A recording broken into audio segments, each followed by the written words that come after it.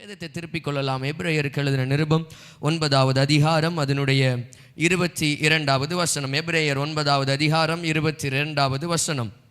நியாயப்பிரமாணத்தின்படி கொஞ்சம் குறைய எல்லாம் இரத்தத்தினாலே சுத்திகரிக்கப்படும். இரத்தம் சிந்துதல் இல்லாமல் மன்னிப்பு உண்டாகாது.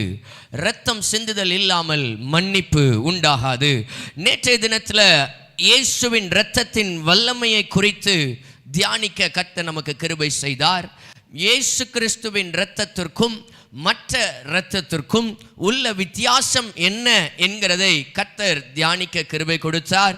ஆவியானவர் நம்மிடத்தில் இடைப்பட்டார். கர்த்தர் வார்த்தையை உறுதிப்படுத்தினார். கர்த்தர் பேசினார். இந்த நாளிலும் அந்த இரத்தத்தினால் உண்டான ஆசீர்வாதங்கள், இயேசுவின் இரத்தத்தினால் உண்டாகிற நன்மைகள் என்னவென்று நீங்களும் நானும் தியானிக்கிறவர்களாக, நீங்களும் நானும் அவருடைய சமூகத்திலிருந்து அதை நாம் தியானிக்க போகிறோம். ஹல்லேலூயா, ஹல்லேலூயா. இயேசுவின் இரத்தத்தில் வல்லமை இருக்கிறது. அந்த வல்லமையுள்ள இரத்தம் நமக்கு அநேக ஆசீர்வாதங்களை, அநேக நன்மைகளை கொடுத்திருக்கிறது. ஆமென், ஆமென். இயேசுவின் இரத்தம் நமக்கு பெரிய நன்மைகளை, அநேக ஆசீர்வாதங்களை நமக்கு கொடுத்திருக்கிறது. அந்த இரத்தத்தினால் உண்டான நன்மைகளும் ஆசீர்வாதங்களும் வெற்றிகளும் ஜெயங்களும் நம்முடைய வாழ்க்கையில் ஏராளமாய் கிரியை செய்து கொண்டிருக்கிறது. நேற்றைய தினத்தில் நாம் தியானித்தபடி 2 ஆசீர்வாதங்களை குறித்து பார்த்தோம். முதலாவது, இயேசுவின் இரத்தம் என்னை கழுவி சுத்திகரித்து அது என்னை நீதிமானாய் மாற்றி இருக்கிறது என்று சொல்லி பார்த்தோம். இரண்டாவது, இயேசுவினுடைய இரத்தத்தில் இருக்கிற ஜீவன் எனக்குள் இருக்கிறது. அந்த ஜீவனை நான் பெற்றுக்கொண்டிருக்கிறேன் என்று சொல்லி பார்த்தோம். ஆமாவா இல்லையா? ஆமென். கர்த்தர் இந்த நாளிலும் நம்மோடு கூட அவர் அநேக காரியங்களை கர்த்தர் நம்மோடு கூட பேசுவார். ஆமென். எத்தனை பேர் விசுவாசிக்கிறீங்க கர்த்தர் என்னோடு கூட பேசுவார்னு? ஹல்லேலூயா. நம் வார்த்தை, கர்த்தருடைய வார்த்தை வசனம், அவர் சொல்லுகிறார், நான் உங்களுக்கு சொல்லுகிற வசனங்கள் எல்லாம் ஆவியாயும் ஜீவனாயும் இருக்கிறது என்று சொல்லுகிறார். கர்த்தருடைய வார்த்தையை நாம் கேட்கும் பொழுது அந்த வார்த்தையில் ஆவியானவரும் இருக்கிறார், ஜீவனாகிய கிறிஸ்துவும் இருக்கிறார். ஹல்லேலூயா. கொலோசியருக்கு எழுதின நிருபம் 3வது அதிகாரம் 4வது வசனத்திலே நாம் பார்க்கிறோம், உங்கள் ஜீவனாகிய கிறிஸ்து. கர்த்தருடைய வசனம் ஆவியாயும் ஜீவனாயும் இருக்கிறது. அப்படி என்றால் இந்த வார்த்தையிலே பரிசுத்த ஆவியானவரும் இருக்கிறார், கிறிஸ்துவும் இருக்கிறார். ஹல்லேலூயா, ஹல்லேலூயா. ஆகவே இந்த வசனத்தை கேட்கும் பொழுது விசுவாசத்தை துவக்கிற கிறிஸ்துவும் இந்த வார்த்தையில் கிரியை செய்கிறார். அதே விசுவாசத்தை வர்த்திக்க பண்ணுகிற பரிசுத்த ஆவியானவரும் இந்த வார்த்தையில் இருக்கிறார். ஆமென். இந்த வார்த்தையை நாம் கேட்க கேட்க, கர்த்தருடைய வார்த்தைகளுக்கு நாம் செவி கொடுக்க நம்மிடத்தில் கர்த்தர் அந்த விசுவாசத்தை வளர்க்க வைக்கிறார், வளரச் செய்கிறார். ஹல்லேலூயா, ஹல்லேலூயா. கேள்வியினாலே விசுவாசம் வரும். கேள்வியினாலே, கேள்விப்படுகிறதுனால, கேட்கிறதுனால, கர்த்தருடைய வார்த்தையை குறித்து கேட்கிறதுனால. ஆங்கிலத்தில் ஆம்பிளிஃபைடு பைபிளில் இப்படியாக இருக்கிறது, இயேசுவை குறித்த செய்திகளை, கிறிஸ்துவை குறித்த செய்திகளை கேட்கிறதினாலே விசுவாசம் பெருகும். ஹல்லேலூயா. அப்போ இயேசு கிறிஸ்து எனக்காக, அவர் எனக்காக என்ன செய்து கொண்டிருக்கிறார், அவர் எனக்காக எதை செய்து முடித்திருக்கிறார், இயேசு எதற்காக வந்தார், அவர் என்ன செய்தார், அவர் இப்பொழுது எங்கே இருக்கிறார் என்கிறதை குறித்து தியானிக்க நம்மிடத்தில் விசுவாசம் பெருகும். ஆமென், ஆமென். இந்த நாளில் கர்த்தர் நம்முடைய விசுவாசத்தை வர்த்திக்க செய்ய போகிறார். பக்கத்தில் பார்த்து சொல்லுங்க, இந்த நாளில் கர்த்தர் உங்க விசுவாசத்தை வர்த்திக்க செய்ய போகிறார். ஆமென். இன்னைக்கு உங்க விசுவாசம் வளர்ந்து பெருகும். ஆமென். கர்த்தர் அப்படிப்பட்ட கிரியையை நம்ம மத்தியில் நடப்பிக்க போகிறார். நான் இயேசு கிறிஸ்துவுடைய இரத்தம் விலையேற பெற்ற இரத்தம். அவருடைய விலையேற பெற்ற இரத்தத்தினால மீட்கப்பட்ட நீங்களும் நானும் பெற்றுக்கொண்டிருக்கிற ஆசீர்வாதம் நிச்சயமாக அது சாதாரணமான ஆசீர்வாதம் அல்ல, விலையேற பெற்ற ஆசீர்வாதமாக இருக்கும். வேதத்தை திருப்பிக் கொள்ளலாம். 1 பேதுரு 1ஆம் அதிகாரம் அதனுடைய 19வது வசனத்திலே, குற்றமில்லாத மாசற்ற ஆட்டுக்குட்டியாகிய கிறிஸ்துவின் விலையேற பெற்ற இரத்தத்தினாலே மீட்கப்பட்டிருக்கிறீர்கள் என்று அறிந்திருக்கிறீர்களே. குற்றமில்லாத மாசற்ற ஆட்டுக்குட்டியாகிய கிறிஸ்துவின் விலையேற பெற்ற இரத்தத்தினாலே மீட்கப்பட்டீர்கள் என்று அறிந்திருக்கிறீர்களே. நமக்கு அப்போஸ்தலனாகிய பேதுரு எழுதுகிறார், உங்களுக்கும் எனக்கும் ஒரு அறிவு இருக்க வேண்டும், நீங்களும் நானும் ஒரு விலையேற பெற்ற இரத்தத்தினாலே மீட்கப்பட்டிருக்கிறோம். ஹல்லேலூயா. நேற்றைய தினத்தில் தியானித்தோம், ஒரு பரிசுத்த இரத்தத்தினால நீங்களும் நானும் மீட்கப்பட்டிருக்கிறோம். இன்றைக்கு ஆவியானவர் நம்மை பார்த்து சொல்லுகிறார், அந்த இரத்தம் விலையேற பெற்ற இரத்தம். எத்தனை விலை கொடுத்தாலும் அந்த இரத்தத்திற்கு ஈடாக, அந்த மீட்புக்கு ஈடாக இந்த உலகத்திலே வேறு ஒன்றும் இல்லை. ஹல்லேலூயா, ஹல்லேலூயா. அப்போ விலையேற பெற்ற இரத்தத்தினால நீங்களும் நானும் மீட்கப்பட்டிருக்கிறோம் என்றால், மீட்கப்பட்ட ஜனமே, கிறிஸ்துவினுடைய பார்வையில் நீங்களும் நானும் விலையேற பெற்றவர்களாயிருக்கிறோம். நீங்களும் நானும் சாதாரணமானவர்கள் அல்ல. தம்முடைய சொந்த இரத்தத்தினாலே, விலையேற பெற்ற இரத்தத்தினாலே ஆண்டவர் உங்களையும் என்னையும் மீட்டிருக்கிறார். விலையேற பெற்ற இரத்தத்தினால கர்த்தர் உங்களை என்னை மீட்டிருக்கிறார். ஆகவே நீங்களும் நானும் சாதாரணமானவர்கள் அல்ல, விலையேற பெற்றவர்கள். பக்கத்தில் பார்த்து சொல்லுங்க, நீங்க விலையேற பெற்றவர்கள். காரணம் என்ன தெரியுமா? விலையேற பெற்ற இரத்தத்தினால கர்த்தர் நம்மை மீட்டிருக்கிறார். அவர் விலையேற பெற்றவர். அவருடைய இரத்தம் விலையேற பெற்றது. அவரால் மீட்கப்பட்ட ஜனமாகிய நீங்களும் நானும் விலையேற பெற்றவர்கள். இந்த தேசத்தில் நீங்களும் நானும் விலையேற பெற்றவர்களா இந்த தேசத்தில் இருக்கிறோம். இந்த தேசத்தில் கர்த்தர் உங்களே என்னையும் ஸ்பெஷலா வச்சிருக்கிறாரு. கர்த்தர் இந்த தேசத்தில் உங்களை பார்க்கும் பொழுது உங்களுக்கு நிகரான காரியம், உங்களுக்கு நிகரா இந்த உலகத்தில் எதுவுமே இல்லை. இந்த முழு உலகத்தை வைத்தாலும், அது பக்கத்தில் நம்மளை வச்சாலும், ஆண்டவர் யாரை தெரிந்து கொள்வார் என்றால் நம்மை தெரிந்து கொள்வார். காரணம், நீங்களும் நானும் விலையேற பெற்றவர்கள். இந்த காலை தினத்தில் நம்ம தியானித்தோம்ல, ஆண்டவர் 7 பேரை ரிஜெக்ட் பண்ணிட்டு கடைசியா 8வது ஒரு ஆளை தேர்ந்தெடுத்தார். ஆண்டவர் நம்மை தேர்ந்தெடுக்கிற தெய்வம். அவர் விலையேற பெற்ற இரத்தத்தினாலே நம்மை மீட்டிருக்கிறார். ஹல்லேலூயா, ஹல்லேலூயா. இந்த இரத்தத்தினாலே நீங்களும் நானும் பரிசுத்தமாக்கப்பட்டிருக்கிறோம். முதலாவது இந்த நாளில் நாம் தியானிக்கிற காரியம், எபிரேயருக்கு எழுதின நிருபம் 10வது அதிகாரம் அதனுடைய 10வது வசனத்துக்கு நேரே நம்முடைய வேதத்தை திருப்பிக் கொள்ளலாம். எபிரேயர் 10:10. இயேசு கிறிஸ்துவினுடைய சரீரம் ஒரே தரம் பலியிடப்பட்டதினாலே அந்த சித்தத்தின்படி நாம் பரிசுத்தமாக்கப்பட்டிருக்கிறோம். இயேசுவினுடைய இரத்தத்தினாலே நமக்கு 3வது கிடைக்கிற ஒரு ஆசீர்வாதம் பரிசுத்தமாகுதல். கர்த்தர் நம்மை பரிசுத்தப்படுத்தி இருக்கிறார். முதலாவது அவர் நம்மை நீதிமானாய் மாற்றுகிறார். 2வது தம்முடைய ஜீவனை நமக்குள்ளே வைக்கிறார். 3வது அவர் நம்மை பரிசுத்தப்படுத்துகிறார். நீதிமான் ஆகிற காரியத்திற்கும் பரிசுத்தப்படுதலுக்கும் வித்தியாசம் இருக்கிறது. எபிரேயர் 10வது அதிகாரம் 14வது வசனத்தை வாசிக்கலாம். ஏனெனில் பரிசுத்தமாக்கப்படுகிறவர்களை ஒரே பலியினாலே இவர் என்றென்றைக்கும் பூரணப்படுத்தி இருக்கிறார். பரிசுத்தமாக்கப்படுகிறவர்களை ஒரே பலியினாலே என்றென்றைக்கும் பூரணப்படுத்தி இருக்கிறார். வேதத்திலே நீதிமானாக்கப்படுதல், இந்த கிறிஸ்தவ வாழ்க்கையிலே, ஆவிக்குரிய வாழ்க்கையிலே நாம் ரட்சிக்கப்படும் பொழுது நீதிமானாய் மாறுகிறோம். உண்மைதான். ரட்சிக்கப்பட்ட நாளிலே கர்த்தர் நம்மை நீதிமானாய் மாற்றுகிறார். உண்மைதான். நம்முடைய பாவங்களை அவர் கழுவி சுத்திகரிக்கிறார். உண்மைதான். ஆனால் அதற்கு பின்பதாக ஒரு வாழ்க்கை இருக்கிறது. அந்த வாழ்க்கையை நீங்கள் நானும் எப்படி வாழ போகிறோம்? தேவன் விரும்புகிற ஒரு வாழ்க்கை, பரிசுத்தமான ஒரு வாழ்க்கை. ஆண்டவர் நம்மை நேசிக்கிறார். உண்மைதான். ஆனால் ஆண்டவருக்கு மிகவும் பிரியமான பிள்ளையா இருக்க வேண்டுமே ஆனால் நீங்களும் நானும் பரிசுத்தமாய் வாழ வேண்டும். ஹல்லேலூயா. எபேசியருக்கு எழுதின நிருபம், வேதத்தை திருப்பிக் கொள்ளலாம். எபேசியருக்கு எழுதின நிருபம் 4வது 5வது அதிகாரம் அதனுடைய 1வது வசனத்தை நான் உங்களுக்கு வாசிக்கிறேன். ஆதலால் நீங்கள் பிரியமான பிள்ளைகளை போல தேவனை பின்பற்றுகிறவர்களாகி, ஐயா, ரட்சிக்கப்பட்ட பிறகு அவருடைய இரத்தத்தால் கழுவப்பட்டிருக்கிறோம். உண்மைதான். அவருடைய பிள்ளையாக இருக்கிறோம். உண்மைதான். ஆனால் இங்கே எபேசியர் 5வது அதிகாரத்தில் 1வது வசனத்தில் அப்போஸ்தலனாகிய பவுல் எழுதுகிறார், நீங்கள் பிரியமான பிள்ளைகளைப் போல அல்ல, பிரியமான பிள்ளைகளை போல. கர்த்தருக்கு பிரியமான பிள்ளையா இருக்கிறோமா? கர்த்தருக்கு பிரியமான பிள்ளையா இருக்கணும்னா பரிசுத்தமாய் வாழ்வது இந்த பூமியில அவசியமா இருக்கிறது.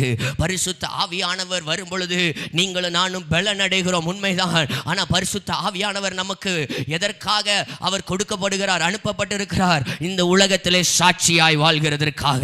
இன்றைக்கு கிறிஸ்தவ சமுதாயத்தில் நீங்களும் நானும் சாட்சியாய் வாழ்கிறதற்காக. இன்றைக்கு நீங்களும் நானும் இந்த உலகிற்கு சாட்சியாய் வாழ்கிறதற்காக நாம் கிறிஸ்துவினுடைய ரெப்ரசன்டேட்டிவா, நம்மை பார்க்கிறவர்கள் கிறிஸ்துவை நம்மில் பார்க்க வேண்டும். ஹல்லேலூயா.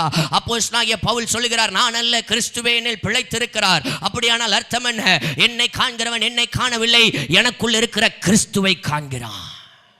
அந்தியோகியா பட்டணத்தில் சீஷர்களுக்கு முதலாவது கிறிஸ்தவர்கள் என்று பெயர் வழங்கிற்று. கிறிஸ்து பிளஸ் அவர்கள். கிறிஸ்தவர்கள், கிறிஸ்துவோடு இருக்கிறவர்கள், கிறிஸ்துவை பிரதிபலிக்கிறவர்கள், கிறிஸ்து யார் என்று நமக்கு சுட்டி காட்டுகிறவர்கள், கிறிஸ்துவின் தன்மையை உடையவர்கள், கிறிஸ்துவின் இயல்பை உடையவர்கள், கிறிஸ்துவின் சிந்தையை உடையவர்கள், கிறிஸ்துவை போல செயல்படுகிறவர்கள், அவர்கள்தான் கிறிஸ்தவர்கள். கிறிஸ்தவ பெயர் வச்சனால இன்னைக்கு நீங்களும் நானும் கிறிஸ்தவன் ஆயிட முடியாது. எங்க அம்மா ரட்சிக்கப்பட்டிருக்காங்க, எங்க அப்பா ரட்சிக்கப்பட்டிருக்காங்க, எங்க பாட்டி ரட்சிக்கப்பட்டிருக்காங்க, அவங்களோட ஜெபம் என்னைய காப்பாத்தும். வாய்ப்பே கிடையாது. ஆண்டவருக்கு பிள்ளை தான் உண்டு, பேர பிள்ளை கிடையாது. பக்கத்தில் பார்த்து சொல்லுங்க, ஆண்டவருக்கு பிள்ளை தான் உண்டு, பேர பிள்ளை கிடையாது. நான் ஜெபிக்கிற ஜெபம் என் பிள்ளைய ரட்சிப்புக்கு நேராக நடத்தும். ஆனால் நான் ஜெபிக்கிற ஜெபம் என் பிள்ளைய ரட்சிக்கிறதுக்கு நேராக நடத்தும். ஆனால் நான் ஜெபிக்கிற ஜெபம் மட்டும் அவனுக்கு போதாது. எத்தனை பேர் நம்முடைய பிள்ளைகளை ரட்சிப்புக்கு நேராக நடத்துகிறோம்? எத்தனை பேர் நம்முடைய பிள்ளைகளை ஜெபிக்க வைக்கிறோம்? எத்தனை பேர் நம்முடைய பிள்ளைகளை வேதத்தை வாசிக்க வைக்கிறோம்? எப்போ இந்த பிள்ளைங்க ஜெபிக்க ஆரம்பிப்பாங்க? எப்போ இந்த பிள்ளைங்க வேதத்தை வாசிக்க ஆரம்பிப்பாங்க? முதலாவது நம்ம ஜெபிக்கிறத அவங்க பார்க்கும்போது தான் அவங்க ஜெபிக்க ஆரம்பிப்பாங்க. நம்ம வேதத்தை வாசிக்கும் போது அவங்க பார்க்குற போது தான் அவங்க வேதத்தை வாசிக்க ஆரம்பிப்பாங்க. இன்னைக்கு இருக்கிற ஊழியக்காரங்கள்லாம் நாங்கள் சும்மா என்ன செய்யலை, நிற்கலை. எங்கள் தகப்பனாருடைய ஜெபத்தையும் வேத வாசிப்பையும், எங்கள் பெற்றோருடைய ஜெபத்தையும் வேத வாசிப்பையும் வாசிக்கிற பழக்கங்களையும் நாங்கள் கண்டதினாலே தான் இன்றைக்கு கர்த்தர் எங்களை எழுப்பியிருக்கிறார். ஒரு இளைய தலைமுறையை கர்த்தர் எழுப்பியிருக்கிறார். அதற்கு எங்களுக்கு மாதிரியாக இருந்தது எங்கள் பெற்றோர். அவர்கள் வெறும் கிறிஸ்தவர்களாய் வாழவில்லை, கிறிஸ்தவ பெற்றோராய் வாழ்ந்தார்கள். அவர்கள் வெறும் இந்த சமுதாயத்தில் பேர் கிறிஸ்தவர்களாய் வாழவில்லை, கிறிஸ்துவை எங்களுக்கு காண்பிக்கிறவர்களாய் வாழ்ந்தார்கள். இன்றைக்கு குடும்பத்தில் நீங்களும் நானும் கிறிஸ்துவை காண்பிக்கிறவர்களாய் வாழ்கிறோமா? முதலாவது கிறிஸ்துவை நாம் காண்பிக்க வேண்டிய இடம் நம்முடைய வீடா இருக்கிறது, நம்முடைய குடும்பமா இருக்கிறது. நம்முடைய குடும்பத்தில் நம்முடைய பிள்ளைகள் முன்னிலையிலே நீங்களும் நானும் நீங்கள் கிறிஸ்துவை காண்பிக்கிறவர்களாய் இருக்கிறீர்களா? கிறிஸ்துவை அவர்கள் காண வேண்டும், கிறிஸ்துவை அவர்கள் காண வேண்டும்.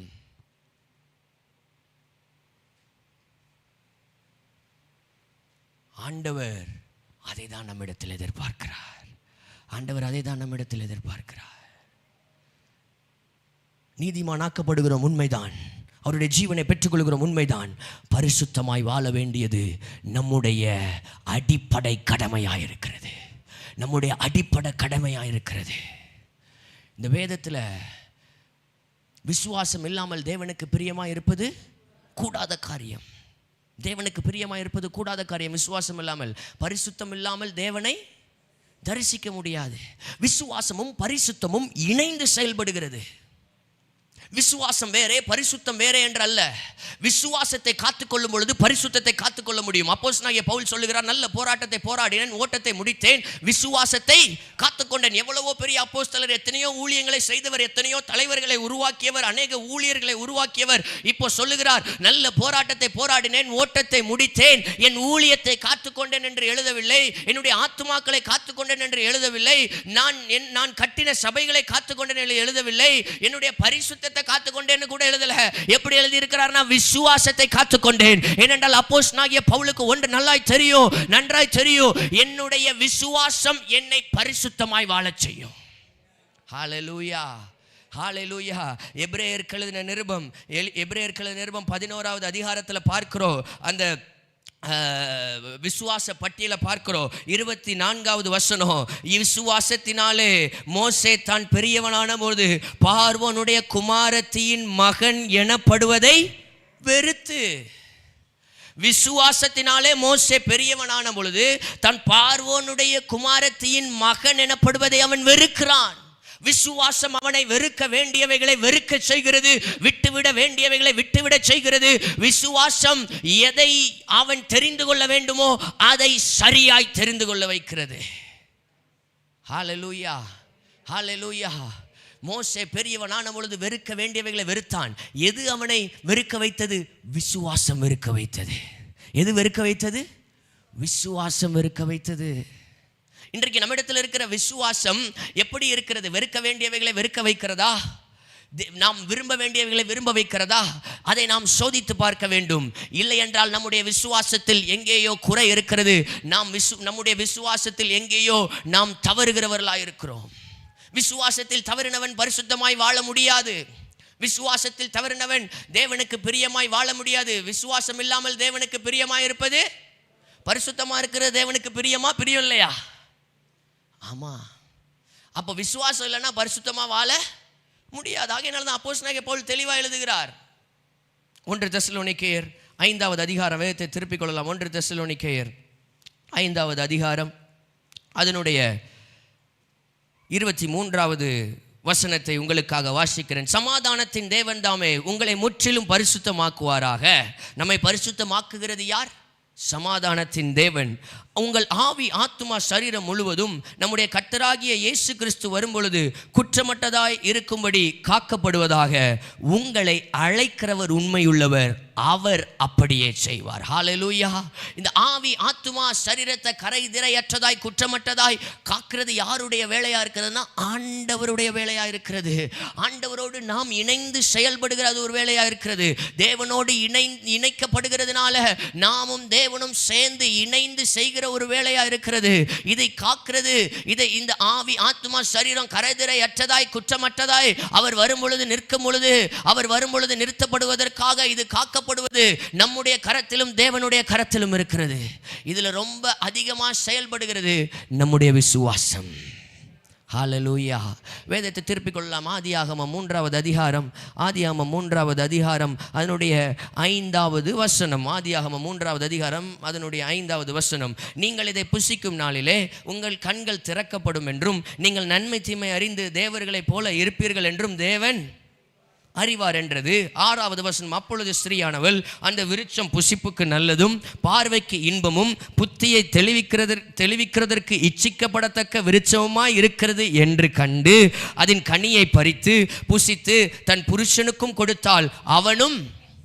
வேதத்தில் முதலாவது பாவம் பிரவேசிக்கிற இடம் ஆதியாகமம் 3வது அதிகாரம் தான். வேதத்தில் முதலாவது பாவம் பிரவேசிக்கிற இடம், பிசாசுக்கு இடம் கொடுக்கிற இடம் ஆதியாகமம் 3வது அதிகாரம்.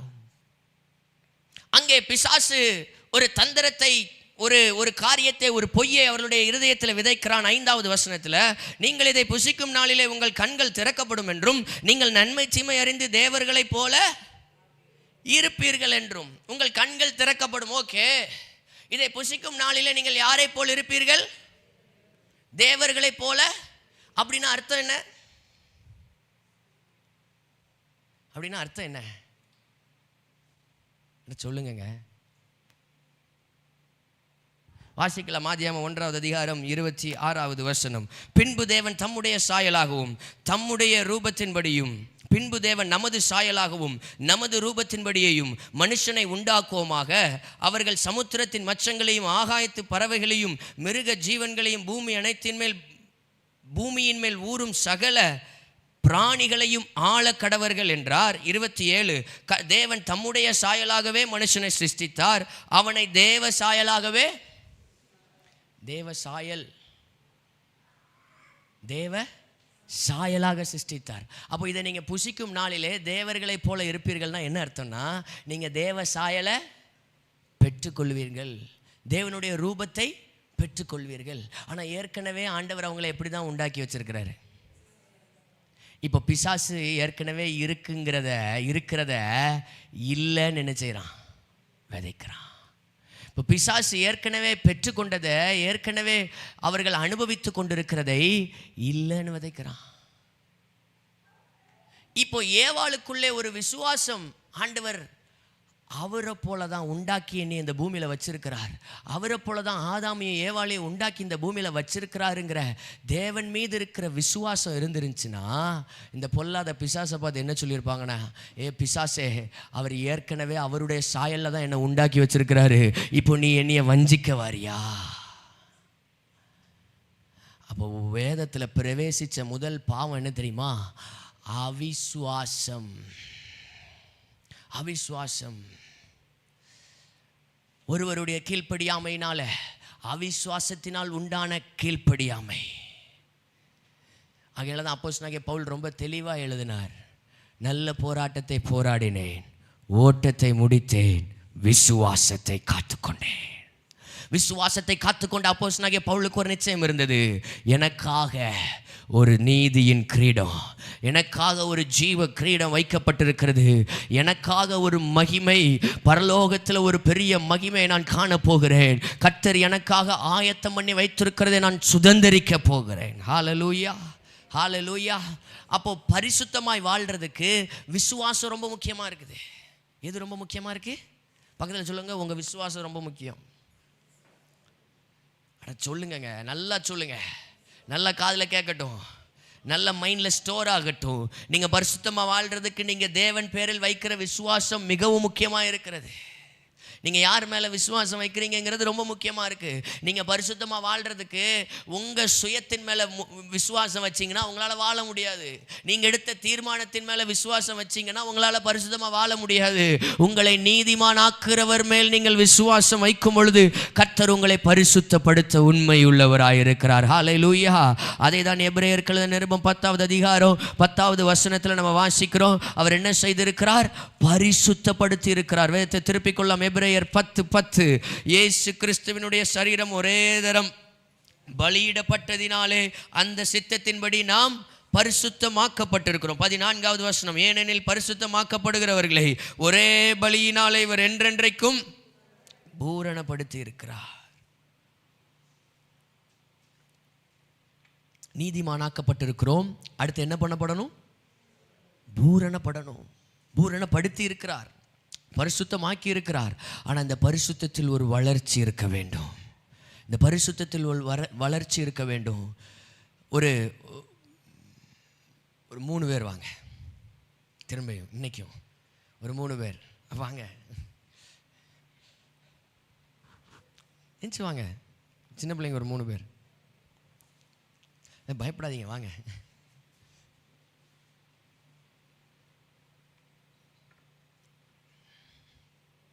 இப்போ இதுதான் ஒரு பாயிண்ட்னு வச்சுக்கோங்க. இப்போ இவர் ஒரு மனிதன், இது ஒரு பாயிண்ட், ஒரு புள்ளி. இப்போது இவர் பாவியாக இருக்கிறார். எப்படி இருக்கிறாரு? பாவியாக இருக்கிறாரு. இயேசு கிறிஸ்து எனக்காக மரித்தார், உயிர் தெழுந்தார், இன்றைக்கும் ஜீவனோடு இருக்கிறாருங்கிறத விசுவாசிக்கும் போது ரட்சிக்கப்படுகிறாரு. ரட்சிக்கப்பட்டோன்னே இந்த பாயிண்ட்டுக்கு இந்த சைடு என்ன செஞ்சிடறாரு? வந்துடுறார். இந்த பாயிண்ட்டுக்கு இந்த சைடு வந்ததுனால இவர் இப்போ நீதிமானா என்ன செஞ்சிட்டாரு? மாறிட்டார். ஜஸ்டிஃபிகேஷன், இவர் ஜஸ்டிஃபை ஆயிட்டாரு. ஆனால் இன்னும் சாங்டிஃபிகேஷன், பரிசுத்தமாக்கப்படுதல்ங்கிற ப்ராசஸில் இவர் எங்கே தான் இருக்கிறாரு? இன்னும் நம்பர் 1ல் தான் இருக்கிறாரு. இப்போ பரிசுத்தமாக்கப்படுதல்ங்கிறதுல இப்படி வளர வளர வளர வளர இந்த பாயிண்ட் 0, இங்கே இருக்கிறது நெகட்டிவ்னு வச்சுக்கோங்க. இங்கே 1 2 3 4 5 6 7 8 9 10ன்னு இது வளர வளர வளர இது எப்போ 100 ஆகும் தெரியுமா? அவர் வருகையின் நாளில் இது அப்படியே பூரணமாக்கப்படும். ஆண்டவர் நம்மை இதற்காக தான் அழைத்திருக்கிறார். எத்தனையோ பேர் மைனஸில் இருக்கிறாங்க. இன்னைக்கு நீங்களும் நானும் ஆண்டவர் நம்மை நீதிமான் ஆக்கி இருக்கிறாருங்கிற எல்லைக்குள்ள வந்துட்டோம். ஆனா ஆண்டவர் அதோட விடல, பரிசுத்தமாகிறத பூரணப்படுத்த கடவோம். பரிசுத்தமாகிறதை பூரணப்படுத்த கடவோம். கர்த்தர் இன்றைக்கு அதற்காக நம்மை அழைத்திருக்கிறார். நம்மை பரிசுத்தமாக்குறதற்காக அழைத்திருக்கிறார். பரிசுத்தமுள்ள ஒரு வாழ்க்கை வாழுகிறதற்காக அழைத்திருக்கிறார். எப்படி பரிசுத்தமாய் வாழ முடியும்? தேங்க்யூ. எப்படி பரிசுத்தமாய் வாழ முடியும்? அவரை விசுவாசிக்கிறதுனால. அவரை விசுவாசிக்கிறதுனால, அவருடைய இரத்தத்தினால் நம்ம கழுவப்பட்டு இருக்கிறோம். அதை விசுவாசிக்கும் பொழுது நாம் அவருக்குள் புது சிருஷ்டியாக இருக்கிறோம். அவர் நம்மை புதிய மனிதனாக வைத்திருக்கிறார். பழைய மனுஷனுடைய எல்லா செத்த கிரியைகளை அவர் கழுவி சுத்திகரித்திருக்கிறார். பழைய மனிதனுக்கு என்னிடத்தில் இடமில்லை, என்னால் இவங்களை மன்னிக்க முடியலை, இது பழைய மனுஷனுடைய சுவாபம், இந்த குறிப்பிட்ட நபரை என்னால் மன்னிக்க முடியவில்லை, இவர்களுக்கு விரோதமாக என்னுடைய வாயை நான் அடைக்க முடியவில்லை, நான் ஏதோ ஒரு காரியத்தை பேசிக்கொண்டே இருக்கிறேன், இது பழைய மனுஷனுடைய சுவாபம், பழைய மனிதனுடைய இயல்பு. ஆனால் எனக்குள் அவர் ஒரு புதிய சிருஷ்டியை வைத்திருக்கிறார். அந்த புதிய சிருஷ்டியினுடைய இயல்பு, நான் எளிதாய் இவர்களை மன்னிக்க முடியும், நான் எளிதாய் என்னுடைய நாவை அடக்க முடியும், நான் எளிதாய் பாவம் செய்யாதபடி காத்துக்கொள்ள முடியும். ஹல்லேலூயா, ஹல்லேலூயா. ஏன்னா அந்த புதிய சிருஷ்டியினுடைய ஒரு இயல்பு என்னன்னா, வேதத்தை திருப்பிக் கொள்ளலாம். 1 பேதுரு 4வது அதிகாரம், வேதத்தை திருப்பிக் கொள்ளலாம். 1 பேதுரு 4வது அதிகாரம், அதனுடைய 2வது வசனம். இந்த புதிய சிருஷ்டியினுடைய தேவனுடைய சாயல்ல உண்டாக்கப்பட்ட சிருஷ்டிக்கப்பட்ட புதிய மனிதனுடைய ஒரு பெரிய மகத்தான இயல்பு என்னவென்றால், ஏனென்றால் மாம்சத்தில் பாடுபடுகிறவன் இனி மாம்சத்தில் இருக்கும் காலம் வரைக்கும் மனுஷனுடைய இச்சைகளின்படி பிழைக்காமல் தேவனுடைய சித்தத்தின்படியே பிழைக்கத்தக்கதாய் பாவங்களை விட்டு ஓய்ந்து இருப்பான். இந்த புதிய சிருஷ்டி, புதிய மனிதனுடைய இயல்பு என்னவென்றால், அவன் தேவனுடைய சித்தத்தின்படி பிழைக்கத்தக்கதாக பாவங்களை விட்டு ஓய்ந்திருப்பான். என்ன பண்ணியிருப்பான்? பக்கத்தில் பார்த்து சொல்லுங்க, பாவங்களை விட்டு ஓய்ந்திருப்பான். 60 வயசுல என்ன கொடுக்குறாங்க? ஓய்வு கொடுக்குறாங்க அரசாங்கத்தில். என்ன அர்த்தம்? ரிட்டையர்மெண்ட். அதுக்கப்புறம் அந்த சீட்டில் அவங்களால போய் உட்கார, அந்த சீட்லேயே போய் உட்கார்ந்தாலும் அவங்களுக்கு பவர். நீங்கள் எத்தனை மாவட்டத்துக்கு கலெக்டராக இருந்திருக்கலாம், 60 வயசில் ரிட்டையர்டு தான். என்ன போஸ்டிங்கில் வேணாலும் இருந்திருக்கலாம், ரிட்டையர்டு தான். ஆண்டவர் உங்களுக்கும் எனக்கும், புதிய சிருஷ்டியாக இருக்கிற உங்களுக்கும் எனக்கும் ரிட்டையர்மெண்ட் ஃப்ரம் சின், பாவத்திலேருந்து நமக்கு ஒரு ரிட்டையர்மெண்ட் கிடச்சிருக்கு. ஆமாவா இல்லையா? ஆமாங்க, வசனம் அதை தான் சொல்லுது. பாவங்களை விட்டு ஓய்ந்திருப்பான். பக்கத்தில் பார்த்து சொல்லுங்க, நீங்கள் பாவத்திலேருந்து ரிட்டையர்ட் ஆயிட்டீங்க. நீங்கள் பாவத்திலேருந்து ரிட்டையர்மெண்ட் வாங்கியிருக்கீங்க. திரும்ப அங்கே போக முடியாது. பிளாக்டு. அத்தாரிட்டேட்டிவாக அங்கே சைன் பண்ணி ஆர்டர் எல்லாம் ரிலீஸ் பண்ணியாச்சு. டெட்டலஸ்டாய் முடிந்தது. இவனுடைய கடன் செலுத்தப்பட்டாயிற்று. இவனுடைய பாவத்திற்கான விலைக்கரையம் செலுத்தப்பட்டாயிற்று. Everything is finished. ரிட்டையர்மெண்ட். ஆகையினால தான் நியாயப்பிரமாணத்தின் சட்டத்தின்படி கர்த்தர் உங்களை என்னைய மீட்டிருக்கிறார். அவர் சும்மா மீட்டு கொள்ளல, நியாயப்பிரமாணத்தின்படி அவர் உங்களை என்னைய மீட்டு கொண்டிருக்கிறார். அப்போ அவருடைய இரத்தம் நம்ம என்ன செய்கிறது? பரிசுத்தமாக்குறது மட்டுமல்ல, இந்த இரத்தம் நமக்கு பாவத்திலேருந்து ஒரு ரிட்டையர்மெண்ட்டை கொடுத்துருக்கிறது. இந்த பாவத்திலேருந்து ரிட்டையர்மெண்ட்டை கொடுத்துருக்கிறது. அப்போ எப்போல்லாம் இந்த பழைய மனுஷன் வெளியே எழும்புறானோ, அப்போல்லாம் ஒரு காரியத்தை பழைய மனுஷனுக்கு சொல்லணும். பழைய மனுஷனை எழும்பாத, உட்காரு, எனக்குள்ள ஒரு புதிய மனிதன் இருக்கிறான். அவர் என்ன புதிய சிருஷ்டியாக வைத்திருக்கிறார். அவன் தேவனுடைய சாயலில் உண்டாக்கப்பட்டவன், தேவனுடைய சாயலில் சிருஷ்டிக்கப்பட்டவன், ஆவியின் கனியால் அலங்கரிக்கப்பட்டவன், ஆவியின் வரங்களால் பயன்படுத்தப்படுகிறதற்காக உருவாக்கப்பட்டவன். ஹல்லேலூயா, ஹல்லேலூயா, ஹல்லேலூயா. ஆகையால தான் இப்படி இருக்க ஒருவன் கிறிஸ்துவுக்குள் இருந்தால் புது சிருஷ்டியாக இருக்கிறான். பழையவைகள் ஒளிந்து போயின, எல்லாம் புதிதாயின. இன்றைக்கி நிறைய நேரம் நம்முடைய ஃபோக்கஸ் யார் மேலேயே இருக்குன்னா, பழைய மனுஷன் மேலேயே இருக்குது. நம்ம ஃபோக்கஸ் யார் மேலே இருக்குது? பழைய மனுஷன் மேலேயே இருக்குது. ஆண்டவர் தந்திருக்கிற புது சிருஷ்டி, நியூ கிரியேஷனுடைய ரியாலிட்டிஸ் என்னங்கிறது நமக்கு தெரிய மாட்டேங்குது. ஒரு 2 ஃபோன் இருக்குது. இது என்னுடைய ஃபோன். இது பேர் என்ன? Smart phone. இது பேர் என்ன? Smart phone. இன்னொரு பட்டன் ஃபோன் இருக்குதுன்னு வச்சுக்கிடுங்க. இப்போது நான் ஒரு பட்டன் ஃபோனில் இருந்து இப்போது ஸ்மார்ட் ஃபோன் வாங்கிட்டேன். பட்டன் ஃபோனை என்ன செஞ்சுட்டேன்? கொடுத்துட்டேன். யூஸ் பண்ணுறதை விட்டுட்டு ஒரு நல்ல ஒரு ஸ்மார்ட் ஃபோன் வாங்கிட்டேன். இந்த நல்ல ஸ்மார்ட் ஃபோனை வாங்கிட்டு வெறும் பட்டன் ஃபோனில் பண்ண மாதிரி ஃபோனு மட்டுமே பேசிக்கிட்டு இருந்தேன்னா, இந்த ஸ்மார்ட் ஃபோனை நான் கரெக்டாக பயன்படுத்துகிறேன்னா இல்லையா? ஆமாவா இல்லையா? சரியாக பயன்படுத்துகிறேன்னா, அதை முழுவதும் நான் பயன்படுத்துகிறேனா? இதிலேருந்து பேமெண்ட் பண்ணலாம், இதிலேருந்து உலகத்துக்கே சுவிசேஷத்தை என்ன செய்யலாம்? அறிவிக்கலாம். இன்னும் அநேக காரியங்களை, செய்தி கேட்கலாம், அநேக காரியங்களை படிக்கலாம், இன்னும் நன்மையான காரியங்கள், நல்ல காரியங்கள், நல்ல விஷயங்கள் இன்னும் நிறைய என்ன செய்யலாம். ஆனால் என் மைண்டு இன்னமும் அந்த பழைய ஃபோனை நான் யூஸ் பண்ணிகிட்டு இருக்கிற மைண்ட்லேயே இதை நான் யூஸ் பண்ணேன்னா, இதோட ஃபுல் எஃபிஷியன்சியோட இது எதற்காக உருவாக்கப்பட்டதோ, எதற்காக இது உண்டாக்கப்பட்டதோ, எதற்காக இது கண்டுபிடிக்கப்பட்டதோ, அந்த நோக்கத்தை என்னால் பயன்படுத்த முடியாது. அதுக்கு தான் கொடுக்குறாங்க ஒரு யூசர் மேனுவல், அதுக்கு தான் கொடுக்குறாங்க ஒரு இன்ஸ்ட்ரக்ஷன் மேனுவல். அதை படிக்கும் பொழுது இதில் என்னென்ன செய்யலாம், என்னென்ன காரியங்கள் செய்யலாம் என்று சொல்லி. இன்றைக்கு பெற்றோருக்கு கிடைத்த பெரிய யூசர் மேனுவலே பிள்ளைகள் தான் ஃபோனை பயன்படுத்துறதுக்கு. யார் தான் சொல்லி கொடுக்குறாங்க? பிள்ளைகள் தான் சொல்லி கொடுக்குறாங்க. ஏன்னா அந்த வாட்ஸ்அப்புக்கு டிபி எப்படி மாற்றணும், உடனே பிள்ளைகள்கிட்ட தான் என்ன செய்யணும், வரணும். ஒரு ஸ்டேட்டஸ் எப்படி வைக்கணும், பிள்ளைகள்கிட்ட தான் வரணும். இதெல்லாம் யூசர் மேனுவல் நல்ல எங்கே பக்கத்தில் யார் யாரெல்லாம் யூசர் மேனுவலாக பயன்படுத்த முடிகிறதோ, யார் யாரெல்லாம் இன்ஸ்ட்ரக்ஷன் மேனுவலாக பயன்படுத்த முடிகிறதோ நல்லா பயன்படுத்தி பண்ணுறோம். ஆனால் ஆண்டவர் நமக்குள்ள புது சிருஷ்டின்னு ஒன்று வச்சிருக்கிறாரு. ஆண்டவர் இதை என்ன ரியாலிட்டியோட படைச்சிருக்கிறார், இந்த புது சிருஷ்டியினுடைய தாக்கங்கள் என்ன, அதை குறித்து நாம் தியானிக்கிறதில்ல. அதை குறித்து தியானிக்கும் போது தாங்க புது சிருஷ்டியினுடைய இயல்புகள் வெளிப்படும். அதை ஃபோக்கஸ் பண்ணும்போது தாங்க ஆண்டவர் எதுக்காக உண்டாக்குனாருங்கிற நோக்கம் வெளிப்படும். பழைய மனுஷனை களைந்து போட்டு இருக்கிறோம். அதில் நாங்கள் தான் அப்போஸ்தலனாகிய பவுல் எழுதுகிறார். அப்போஸ்தலனாகிய பவுல் எபேசியர்கள் நிருபம் 4வது அதிகாரம் 24வது வசனம். எபேசியர் 4:24. எபேசியர் 4:24. மெய்யான நீதியிலும் பரிசுத்தத்திலும் தேவனுடைய சாயலாக சிருஷ்டிக்கப்பட்ட புதிய மனுஷனை தரித்து கொள்ளுங்கள். புதிய மனுஷனை தரித்து கொள்ளுங்கள். அதே காரியம் கொலோசியர் 3வது அதிகாரம் 10வது வசனம். தன்னை சிருஷ்டித்தவருடைய சாயலுக்கு ஒப்பாய் பூரண அறிவடையும்படி புதிதாக்கப்பட்ட புதிய மனுஷனை தரித்து கொண்டிருக்கிறீர்களே. கொலோசு சபைக்கு எழுதும்போது தரித்து கொண்டு இருக்கிறீர்கள் எழுதுகிறார்.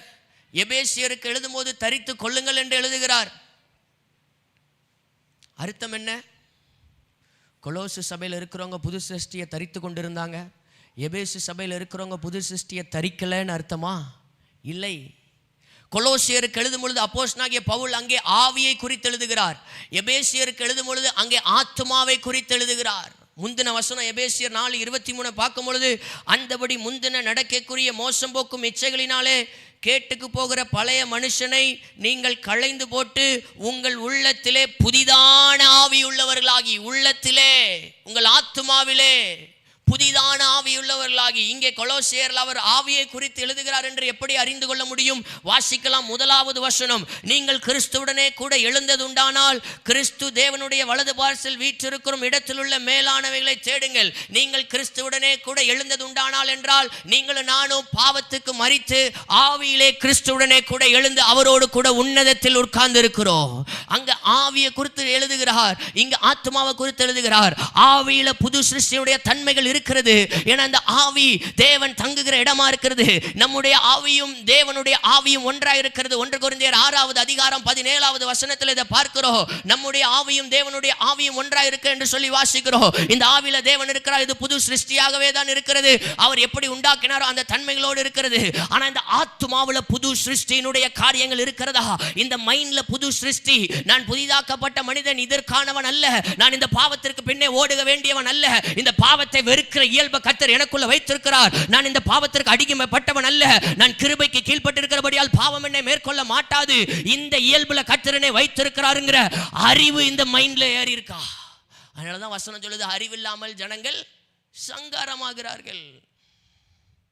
இன்னைக்கு அறிவில்லாமல் ஜனங்கள் சங்காரம் ஆகிறார்கள் வார்த்தையை நம்ம அநேக நேரம் புறஜாதியாருக்கு யூஸ் பண்ணிட்டு இருக்கிறோம். சில வேத வசனம் 2 சைடும் அடிக்குங்க. 2 சைடு, அது வந்து 2 எட்ஜ் ஸ்வார்டு. அது 2 சைடும் அதோட எட்ஜஸ் இருக்கு. கொஞ்சம் அந்த வசனத்தை நமக்கும் பயன்படுத்தணும். ஏன்னா நம்ம எப்படியே பழகிட்டோம்னா, உன்னை தொடுகிறவன் அவருடைய கண்மணியை தொடுகிறான். ஆண்டவர் வாக்கு பண்ணிட்டார். ஆண்டவர் வாக்குத்தத்தத்தின் தேவன் தான், உண்மைதான், வாக்குத்தத்தை நிறைவேற்றுவார். ஆனா ஒரு மனிதன் நமக்கு விரோதமாக எழும்பும்போது நம்ம ஆண்டவர்கிட்ட சொல்லுவோம், ஆண்டவரே உன்னை தொடுகிறவன் அவருடைய கண்ணின் மணியை தொடுகிறான் சொல்லியிருக்கிற ஆண்டவரே, இவர்கள் எனக்கு விரோதமாக எழும்புகிறார்கள், அவர்கள் என்னை தொடவில்லை ஆண்டவரே, உம்முடைய கண்ணின் மணியை தொடுகிறார்கள் ஜெபம் பண்ணுவோம். இப்போ நம்ம ஒருத்தருக்கு விரோதமாக எழும்பணும்னா இந்த வசனத்தை மறந்துடுவோம். இப்போ நம்ம எழும்போது இந்த வசனத்தை என்ன செஞ்சிருவோம்? மறந்துடுவோம். இதே பேட்டர்னை தான் என்ன போடுறோம்?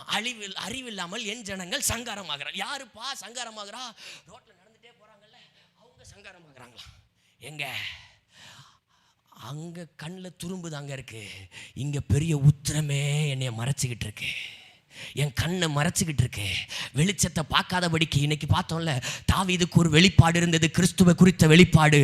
அந்த வெளிப்பாடு அவனை பரிசுத்தமாக்குச்சு. மற்றவனெல்லாம் பரிசுத்தமாக்குறதுக்கு கால தேவை, என் பிள்ளைய பரிசுத்தமாக்குறதுக்கு கால தேவையில்ல. அவனுக்காக என்னுடைய ரத்தம் சிந்தப்படுகிறது. சாமுவேல் ஆண்டவர் சும்மா ஒன்றும் காளையை கொண்டுட்டு போன்னு சொல்லலை, சவுலை ஏமாத்துறதுக்காக காளையை கொண்டுட்டு போன்னு சொல்லலை.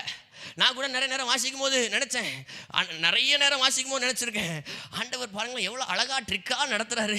காளையை கொண்டு போகணுமா, சவுல் எப்படி சாமுவேல் சொல்லுகிறாரு, என்ன சொல்லுகிறார், ஆண்டவரே சவுலுக்கு தெரிஞ்சா என்னைய கொண்டு போடுவான், அதெல்லாம் ஒன்றும் இல்லைப்பா, காளையை தூக்கிட்டு போனு. நான் நினச்சேன் இந்த காளை சாமுவேலை காப்பாற்றுறதுக்குன்னு. இல்லை, இந்த காளை சாமுவேலை காப்பாற்றுறதுக்கு இல்லை, அந்த காளை எதுக்குன்னா மற்றவனுக்கெல்லாம் இந்த காளை தேவை, என் பிள்ளை தாவீதுக்கு இது தேவையில்லையா, இதை நிரூபிக்கிறதுக்காக. அவருடைய சொந்த இரத்தத்தினால நீங்களும் நானும் மீட்கப்பட்டிருக்கிறோம். அவருடைய சொந்த இரத்தத்தினால நீங்களும் நானும் மீட்கப்பட்டிருக்கிறோம், கழுவப்பட்டிருக்கிறோம், பரிசுத்தமாக்கப்பட்டிருக்கிறோம். இதை குறித்தே சிந்தித்துக் கொள்ள வேண்டும். அதான் நேற்று வாசித்தோம், ரோமர்கள் நிறுவம் 6வது அதிகாரம் 11வது வசனம். ஒருவர் வாசிக்கலாமா? நீங்கள் கிறிஸ்துவுக்குள் தேவனுக்கென்று பிழைத்திருக்கிறவர்களாக எண்ணிக்கொள்ளுங்கள். ஒரு புதிய மனிதனுக்கு இருக்க வேண்டிய எண்ணங்கள் புதிய எண்ணங்கள், ஆவிக்கேற்றபடி சிந்திக்க வேண்டும். எது ஆவியின் சிந்தை? அவர் என்ன செய்து முடித்திருக்கிறாரோ அதை நான் சிந்திக்கிறது ஆவியின் சிந்தையாக இருக்கிறது. அவர் என்ன செய்ய சொல்லி இருக்கிறாரோ அதை சிந்திக்கிறது. அவர் என்ன செய்கிறதற்காக என்ன இந்த பூமியில் வச்சிருக்கிறாரு, நன்மை செய்கிறதற்காக இயேசு சுற்றி திரிந்தார், அதை போல நன்மை செய்கிறதுக்காக தான் கர்த்தர் என்னை இந்த பூமியில் வச்சிருக்கிறார். யாருக்கும் தீமை செய்கிறதற்காக கர்த்தர் நம்மை வைக்கவில்லை. அடுத்த காரியம் இன்றைக்கு நாம் பார்த்தது, முதலாவது ஆண்டவர் நம்மை பரிசுத்தப்படுத்தி இருக்கிறார். 2வது கொலோசியருக்கு எழுதின நிருபம் 1வது அதிகாரம் அதனுடைய 20வது வசனத்தை நான் உங்களுக்காக வாசிக்கிறேன். கொலோசியர் 1வது அதிகாரம் அதனுடைய 20வது வசனம். அவர் சிலுவையில் சிந்தின இரத்தத்தினாலே சமாதானத்தை உண்டாக்கி, அவர் சிலுவையில் சிந்தின இரத்தத்தினாலே நமக்கு ஒரு பெரிய சமாதானத்தை கர்த்தர் கட்டளையிட்டு இருக்கிறார். ஹல்லேலூயா!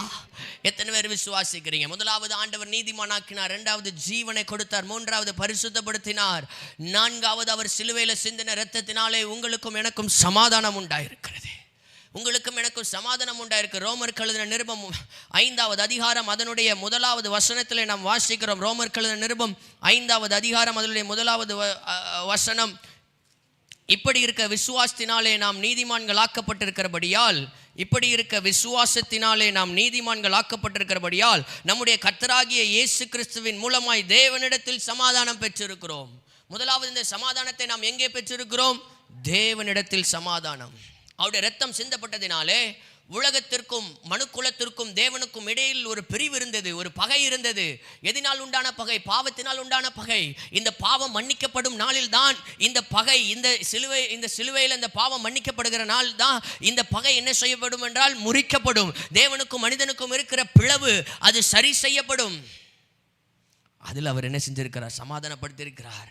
ரோமர் 5:10 வசனம். நாம் தேவனுக்கு சத்துருக்களாய் இருக்கையில், நாம் பாவிகளாய் இருக்கும் பொழுது தேவனுக்கு சத்துருக்களாய் இருந்தோம். அவருடைய குமாரனின் மரணத்தினாலே அவரோடனே ஒப்புரவாக்கப்பட்டோமானால், ஒப்புரவாக்கப்பட்ட பின் நாம் அவருடைய ஜீவனாலே ரட்சிக்கப்படுவது அதிக நிச்சயமாமே. நமக்கும் தேவனுக்கும் முதலாவது ஒரு ஒப்புரவு உண்டாயிருக்கு. இன்னைக்கு ஏன் தெரியுமா சில நேரம் நம்ம குடும்பத்தில், நம்முடைய வீட்டில் சமாதானமான சூழ்நிலை கலைக்கப்படுகிறது? ஏன் தெரியுமா சமாதானம் இல்லாமல் இருக்கிறோம்? முதலாவது நமக்கும் தேவனுக்கும் சமாதானம் இருக்கிறதா என்கிறதை நாம் சரி செய்து பார்க்க வேண்டும். எனக்கும் தேவனுக்கும் ஒரு பெரிய ஒப்புரவாகுதல் உண்டாயிருக்கிறதா? எனக்கும் தேவனுக்கும் ஒரு ஒப்புரவாகுதல் உண்டாயிருக்கிறதா? என்னுடைய ரட்சிப்பில் நான் எப்படி இருக்கிறேன்? ரட்சிப்பின் அனுபவத்தில் நான் எப்படி இருக்கிறேன்? ரட்சிக்கப்பட்டிருக்கிறேனா? இயேசுவுடைய அன்பு எனக்காக இருக்கிறது. நான் அந்த அன்பை நான் பெற்றுக்கொண்டு இருக்கிறேனா? அந்த அன்பை நான் அனுபவித்திருக்கிறேனா? ருசித்திருக்கிறேனா? இயேசுவின் அன்பை, அவரிடத்திலிருந்து ஆசீர்வாதத்தை பெற்றுக்கொள்கிறனால, ஜெபிக்கும் போது நம்ம ஜெபத்துக்கு பதில் தர்றதுனால அவருடைய அன்பை அனுபவிக்கிறோம். இல்லை, ஆண்டவரே நல்ல வேலை தாங்கன்னு ஜெபம் பண்றோம். ஆண்டவர் உடனே அடுத்த வாரத்தில் ஒரு நல்ல வேலையை கொடுத்துட்றாருன்னு ஆண்டவர் என்ன நேசிக்கிறார். ஆண்டவர் நேசிக்கிறது உண்மைதான். அவருடைய அன்புல நான் அவருடைய அன்பினால இழுக்கப்பட்டு விட்டேன், அவருடைய அன்பை நான் அறிந்து கொண்டு விட்டேன், அவருடைய அன்பை நான் ஏற்றுக்கொண்டு விட்டேன் என்று அல்ல. எப்போ ரட்சிக்கப்படுகிறோமோ அன்றைக்கு தான் அவருடைய அன்புல நம்ம இணைகிறோம். அன்றைக்கு தான் இந்த ஒப்புரவாகுதல் நடக்குது. கேட்குற ஜபத்துக்கெல்லாம் பதில் தர்றதுனால நான் ரட்சிக்கப்பட்டுட்டேன் இல்லை, அவர் என் பாவங்களை கழுவி இருக்கிறார், என்னை சுத்திகரித்து இருக்கிறார் என்கிற விசுவாசமும் நிச்சயமும் எப்பொழுது நம்மிடத்தில் பெருகுகிறதோ, எப்பொழுது அந்த விசுவாசம் நம்மிடத்தில் வளருதோ, எப்போ அந்த விசுவாசம் நமக்குள்ள பிறக்கிறதோ அன்றைக்கு தான் அந்த ஒப்புரவாகுதல் நடந்திருக்கிறது. ஹல்லேலூயா, ஹல்லேலூயா. கர்த்தர் நம்மை அவரோடு கூட ஒப்புரவாக்கி வைத்திருக்கிறார். ஆமென். இந்த சமாதானம், இந்த ஒப்புரவாக்குதல் எதை கொடுக்கிறது தெரியுமா? வேதத்தை திருப்பிக் கொள்ளலாம். யோவான் எழுதின சுவிசேஷம் யோவான் எழுதின சுவிசேஷம் 14வது அதிகாரம், வேதத்தை திருப்பிக் கொள்ளலாம். யோவான் எழுதின சுவிசேஷம் 14வது அதிகாரம் அதனுடைய 27வது வசனம். யோவான் 14:27. சமாதானத்தை உங்களுக்கு வைத்து போகிறேன், என்னுடைய சமாதானத்தை உங்களுக்கு கொடுக்கிறேன், உலகம் கொடுக்கிற பிரகாரம் நான் உங்களுக்கு கொடுக்கிறதில்லை. உங்கள் இருதயம் கலங்காமலும் பயப்படாமலும் இருப்பதாக. இன்னைக்கு ஏன் தெரியுமா நமக்குள்ள அநேக கலக்கங்களும் பயங்களும் வருகிறது? தேவ சமாதானத்தை நம்ம இருதயத்தில் என்ன செய்யலை? காத்து கொள்ளவில்லை. எங்க தேவ சமாதானத்தை இருதயத்தில் காத்து கொள்ளணும்னு வார்த்தை சொல்லுது. தேவ சமாதானம் நாம் காத்துக்கொள்ள வேண்டும். நம்ம அதை காத்துக்கலன்னா, அந்த சமாதானத்தை நம்ம காத்துக்கலன்னா, நம்முடைய இருதயத்தில் பயமும் கலக்கமும் நம்மை ஆட்டி படைக்கும். பயமும் கலக்கமும் அநேக நேரத்தில் நம்மை ஆட்டி படைக்கிற காரணம் தேவ சமாதானம் நமக்கு கொடுக்கப்படவில்லை. சமாதானத்தை உங்களுக்கு வைத்து போகிறேன், என்னுடைய சமாதானத்தையே உங்களுக்கு கொடுக்கிறேன். உலகம் கொடுக்கிற பிரகாரம் நான் உங்களுக்கு கொடுக்கறதில்ல. ஆண்டவர் இந்த உலகத்தில் 2 பேருக்கு சண்டை நடந்துச்சுன்னா சமாதானம் பண்ணி வைப்பாங்க. 2 பேருக்கு சண்டை நடந்துச்சுன்னா என்ன பண்ணுவாங்க? யாராவது பெரியவங்க வந்து பஞ்சாயத்தை வச்சு என்ன பண்ணி வைப்பாங்க? சமாதானம் பண்ணி வைப்பாங்க. அப்படிப்பட்ட சமாதானம் அல்ல. கையை கொடுன்னு சொல்லுவாங்க. இது சமாதானம் பண்ணுறதுக்கு வேறு என்ன பண்ணணுமோ அந்த வழி என்ன செய்வாங்க? உலக பிரகாரமான வழிகள் என்ன செய்வாங்க? பார்ப்பாங்க. ஆனால் இவர் உலகம் கொடுக்குற பிரகாரம் நான் உங்களுக்கு சமாதானம் கொடுக்கலன்னா என்ன அர்த்தம்னா, இந்த உலகம் சும்மா வாய்மொழியில் சமாதானத்தை கொடுக்கும். நான் வெறும் வாய்மொழியில் சமாதானத்தை கொடுக்கல, என் இரத்தத்தை சிந்தி உங்களுக்கு சமாதானத்தை கொடுக்கிறேன். ஹல்லேலூயா.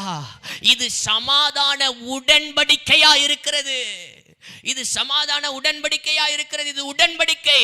அவருடைய இரத்தத்தினால கழுவப்பட்ட உங்களுக்கும் எனக்கும் சமாதானம் என்பது நம்முடைய உரிமையா இருக்கிறது. சமாதானம் நமக்கு கிடைக்கிற இலவசமான ஒரு ஆசீர்வாதமா இருக்கிறது. இந்த சமாதானத்தை பொல்லாத பிசாசானவன் திருட முடியாது. அது ரொம்ப அழகா எழுதுகிறார். சமாதானத்தை உங்களுக்கு வைத்து போகிறேன். யாருக்கு வச்சுட்டு போறாராம்? உங்களுக்கு. தம்மை விசுவாசிக்கிற கூட்டத்துக்கு, தம்மை பின்பற்றுகிற கூட்டத்துக்கு, தம்முடைய சீஷர்களுக்கு சொல்லுகிறார், உங்களுக்கு வைத்து விட்டு போகிறேன். அவர் இயேசு வந்ததெல்லாம் கொடுக்கிறதுக்கு தாங்க, எதையும் எடுக்கிறதுக்கு அவர் வரல. அவர் வந்ததே கொடுக்கிறதுக்காக. ஜீவனை கொடுக்க வந்தார், சமாதானத்தை கொடுக்க வந்தார், சுகத்தை கொடுக்க வந்தார், நன்மையை கொடுக்க வந்தார், உயிர்த்தெழுந்த ஜீவனை கொடுக்க வந்தார், வெற்றியை கொடுக்க வந்தார், பிசாசின் மீது ஜெயத்தை கொடுக்க வந்தார், பரிசுத்தத்தை கொடுக்க வந்தார். அவர் கொடுக்க வந்தார். அப்படியே அவர் சமாதானத்தை கொடுக்கிறார். ஹல்லேலூயா. அது மாத்திரமல்ல, சமாதானத்தை உங்களுக்கு வைத்து போகிறேன், என்னுடைய சமாதானத்தை. I give my peace to you. என்னுடைய சமாதானத்தை வைத்து போகிறேன். உதாரணத்தை வைத்துக்கொள்ளுங்க. ஒரு கற்பனை. உங்கள் வீட்டுக்கு தமிழக முதலமைச்சர் வராருன்னு வச்சுக்கோங்க. யார் வாரா? ஆனால் சொல்லுங்கங்க, உங்கள் வீட்டுக்கு யார் வாரா? தமிழ்நாட்டு முதலமைச்சர் வராங்க. வந்து உங்கள் வீட்டில் உங்களை தேடுறாங்க. உங்களை பார்த்துட்டாங்க. உங்களை பார்த்து நல்லா இருக்கீங்களா, எப்படி இருக்கீங்கன்னு எல்லாம் நல்லா பேசிட்டாங்க. நல்லா தெரிஞ்சது போல் என்ன செஞ்சிட்டாங்க? பேசிட்டாங்க. இப்போ பேசி முடிச்சுட்டு, இப்போ முதலமைச்சர் கருங்கல்லே இருக்க முடியாதுல்ல. அடுத்து எங்கே போகணும்? கன்னியாகுமரி கலெக்டர் ஆஃபீஸ்க்கு போகணும். எங்கே போகணும்? நாகர்கோவில் கலெக்டரேட்டுக்கு போகணும். இப்போ கலெக்டரேட்டுக்கு போகும்போது முதலமைச்சர் இப்போ சொல்கிறாங்க, அடுத்து நான் கலெக்டரேட்டுக்கு போகிறேன், கலெக்டர் ஆஃபீஸ்க்கு போகிறேன். நான் ஒரு காரு, என் கான்வாயில் வர்ற ஒரு கார், முதலமைச்சர் வரும்போது கான்வாய் கொஞ்சம் நஞ்சமாக வரும், பின்னாடி ஒரு 50 காராவது வராது. இந்த 50 காரில் ஒரு காரை நிறுத்திட்டு போகிறேன். அவர் சொன்னால் காரு நிற்குமா நிற்காதா? யாராவது ஒருத்தர் பிடிச்சே உன் காரை நிறுத்திட்டு போய் இவன் இந்த காரில் கலெக்டர் ஆஃபீஸ்க்கு வரட்டும்னு சொல்லிட்டு போகிறாருன்னு வச்சுக்கோங்க. எப்படி இருக்கும்? என்ன சொல்லுவோம் நம்ம? முதலமைச்சர் எனக்கு என்ன செஞ்சுருக்காரு? காரை நிறுத்திட்டு போயிருக்காரு. அவர் கான்வாயில் இருக்கிற காரு, அதுவும் சும்மா பின்னாடி வந்து அரசியல்வாதி கார் கிடையாது, சும்மா கொடி போட்ட கார் கிடையாது, விஐபி எஸ்கார்ட்டன் போட்ட கான்வாயில் வந்த கார் என்ன செஞ்சுட்டு போகிறாரு? நிறுத்திட்டு போகிறாருங்கிறது எவ்வளோ ஒரு பெருமையான விஷயமா இருக்கும். இது ஒரு கேட்டகரி. ரெண்டாவது, இப்போ அதே முதலமைச்சர் உங்களை பார்த்து என்ன சொல்கிறாருன்னா, என் காரை நிறுத்திட்டு போகிறேன், நீ என் காரில் எங்கே வந்துரு. எத்தனை பேருக்கு நான் சொல்கிறது புரியுது? சமாதானத்தை வைத்து போகிறேன், என்னுடைய சமாதானத்தை உங்களுக்கு கொடுக்கிறேன். ஹல்லேலூயா. நீங்களும் நானும் பெற்றுக்கொண்டிருக்கிற சமாதானம் அவருடைய சமாதானம். இயேசு இந்த பூமியில் ஊழியம் செய்த போது அவரிடத்தில் எப்படிப்பட்ட சமாதானம் இருந்துச்சோ அதே சமாதானத்தை அவர் உங்களுக்கு எனக்கும் தந்திருக்கிறார். ஹல்லேலூயா, ஹல்லேலூயா. அவருக்குள்ள அந்த சமாதானம் இருந்தனால தானுங்க அவர் படகுல நல்லா நிம்மதியாக தூங்கினார். ஹல்லேலூயா. எல்லா சீஷர்களும் பயந்துகிட்டு இருந்தாங்க. அதனால தான் அடிக்கடி அவங்கள பார்த்து அற்ப விசுவாசிகளேன்னு மண்டையில் நல்லா கொட்டினார். இன்னைக்கு இயேசு நம்ம கூட இருந்தாருன்னா அவரும் நம்ம மேலே என்ன தான் செய்வார்? நல்லா கொட்டுவார் அற்ப விசுவாசியை. இப்போ தானே 5 அப்பத்து 2 மீன் என்ன செஞ்சேன்? 5000 பேருக்கு போச்சிட்டு வந்தேன். அதுக்குள்ளே உனக்கு என்ன விசுவாசம் இல்லாமல் போச்சு? அவர் புளித்த மாவை குறித்து எச்சரிக்கையார்கள் பேசினா இவங்க ஐயா அப்பவும் மீன் 8 வரல மீதியானது அதுக்கு பேசுகிறாரு போல, திட்டுறாரு போல.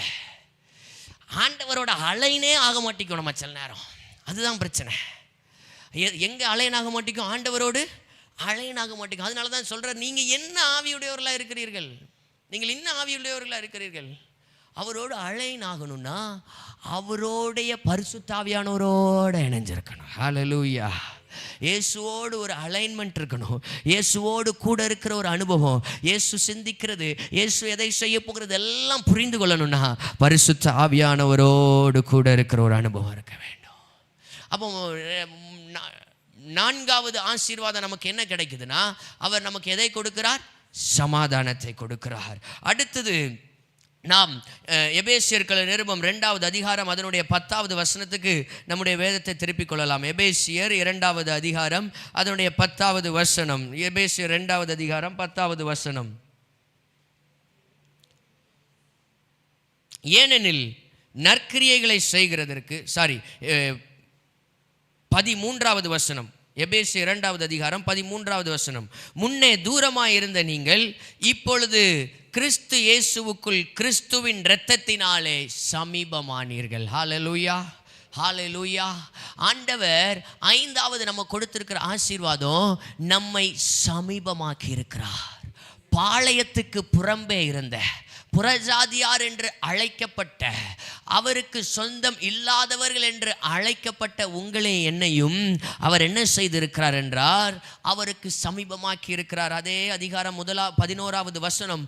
ஆனபடியினாலே முன்னே மாம்சத்தின்படி புறஜாதியாராய் இருந்து மாம்சத்தின் கையினாலே செய்யப்படுகிற விருத்த சேதனம் உடையவர்களால் விருத்த சேதனம் இல்லாதவர்கள் எனப்பட்ட நீங்கள் அக்காலத்திலே கிறிஸ்துவை சேராதவர்களும் இஸ்ரவேலுடைய காணியாட்சிக்கு புறம்பானவர்களும் வாக்குத்தத்தத்தின் உடன்படிக்கைகளுக்கு அந்நியரும் நம்பிக்கை இல்லாதவரும் இவ்வுலகத்தில் தேவனற்றவருமாய் இருந்தீர்கள் என்று நினைத்துக் கொள்ளுங்கள்.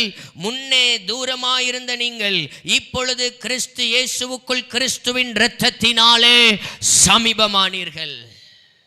வாக்குத்தத்தத்துக்கு தூரமா இருந்தோம், அவருடைய உடன்படிக்கைக்கு தூரமா இருந்தோம், அவருடைய பிரசன்னத்துக்கு தூரமா இருந்தோம், அவரோடு சொந்தம் கொண்டாட முடியாது தூரமா இருந்தோம், விருத்த சேதனம் இல்லாதவர்கள் என்று சொல்லி அழைக்கப்பட்டோம். இது மட்டும் இல்லைங்க, தேவனற்றவர்கள் என்று அழைக்கப்பட்ட நம்மை அவர் தெரிந்து கொண்டு இப்பொழுது அவருக்கு வலது பாரிசு அவரோடு கூட உன்னதங்களில் உட்கார வைத்திருக்கிறார். ஹல்லேலூயா, ஹல்லேலூயா. இந்த இரத்தம் செய்கிற வேலை வாக்கு தத்தத்துக்கு நம்மளை சொந்தக்காரர்களாய் மாற்றுகிறது, உடன்படிக்கைக்கு சொந்தக்காரர்களாய் மாற்றுகிறது, வாக்கு தத்தத்திற்கு உடன் பங்காளிகளாய் மாற்றுகிறது. எபேசியர்கள் 3வது அதிகாரம் 3வது வசனம். அது என்னவெனில், புறஜாதிகள் சுவிசேஷத்தினாலே உடன் சுதந்திரமாய் ஒரே சரீரத்துக்குள்ளானவர்களுமாய் கிறிஸ்துவுக்குள் அவர் பண்ணின வாக்கு தத்தத்திற்கு உடன் பங்காளிகளுமாய். உடன் பங்காளிகள், ஷேர் ஹோல்டர்ஸ், பார்ட்னர்ஸ். வாக்கு தத்தத்துக்கு உடன் பங்காளிகளாக கர்த்தர் நம்மை வைத்திருக்கிறார். ஹல்லேலூயா, ஹல்லேலூயா. அது மாத்திரம் இல்லைங்க, பகையான் என்ற பிரிவினைங்கிற நடுச்சுவரை அவர் தகர்த்துட்டார். மாத்திரமல்ல, சமாதானத்தை சுவிசேஷமாக அறிவித்தார். 17வது வசனம். அல்லாமலும் அவர் வந்து தூரமாக இருந்த உங்களுக்கும் சமீபமாக இருந்த அவர்களுக்கும் சமாதானத்தை சுவிசேஷமாய் அறிவித்தார். இப்போ அவரோடு கூட நெருங்குறனால, அவருக்கு சமீபமானதுனால எல்லா நேரமும் சமாதானத்தை சுவிசேஷமாய் அவர் அறிவித்து கொண்டிருக்கிறார். ஹல்லேலூயா, ஹல்லேலூயா. ஒரு காரியத்தை நல்லா சொல்கிறேன், சுவிசேஷம் நமக்கு சமாதானத்தை கொடுக்கும். கர்த்தருடைய வார்த்தையை கேட்கும்போது நமக்கு சமாதானத்தை கொடுக்கும். கர்த்தருடைய வார்த்தையை கேட்கும்போது நமக்குள்ள ஒரு விசுவாசம் வரும். கர்த்தருடைய வார்த்தையை கேட்கும்பொழுது நமக்குள்ள ஒரு நம்பிக்கை வரும். கர்த்தருடைய வார்த்தையை கேட்கும்பொழுது நமக்குள்ள ஒரு புது பலன் வரும். ஆமென். எத்தனை பேர் விசுவாசிக்கிறீங்க? அந்த வார்த்தையை கேட்கும் பொழுது எனக்குள்ளே ஒரு புது பலன் வரும். எப்போல்லாம் நீங்கள் ஒரு செய்தி கேட்குறீங்களோ அந்த செய்தியை முடிச்சுட்டு போகும்போது இருதயத்தில் சமாதானம் இருக்கணும். இன்றைக்கி நான் இப்போ உங்கள்கிட்ட பிரசங்கம் பண்ணியிருக்கேன்னா 8:45 நீங்கள் முடிச்சுட்டு போகும்போது உங்கள் இருதயத்தில் என்ன இருக்கணும்? உங்கள் சமாதானத்தை நான் குலைச்சி விட்டேன்னா நான் பிரசங்கியாரே கிடையாது. ஏன்னா இயேசுவே சமாதானத்தை தான் சுவிசேஷமாக அறிவித்தாராம். நீங்கள் கேட்கிற பிரசங்கத்தை குறித்து நீங்கள் எச்சரிக்கையாக இருக்க வேண்டும். ஏன் சொல்லுகிறேன் என்று தெரியவில்லை, ஆனாலும் சொல்லுகிறேன். நீங்கள் கேட்கிற பிரசங்கத்தை குறித்து நீங்கள் எச்சரிக்கையாக இருக்க வேண்டும். சமாதானத்தை சுவிசேஷமாய் அறிவிக்கிற பிரசங்கத்தை கேட்கிறீர்களா?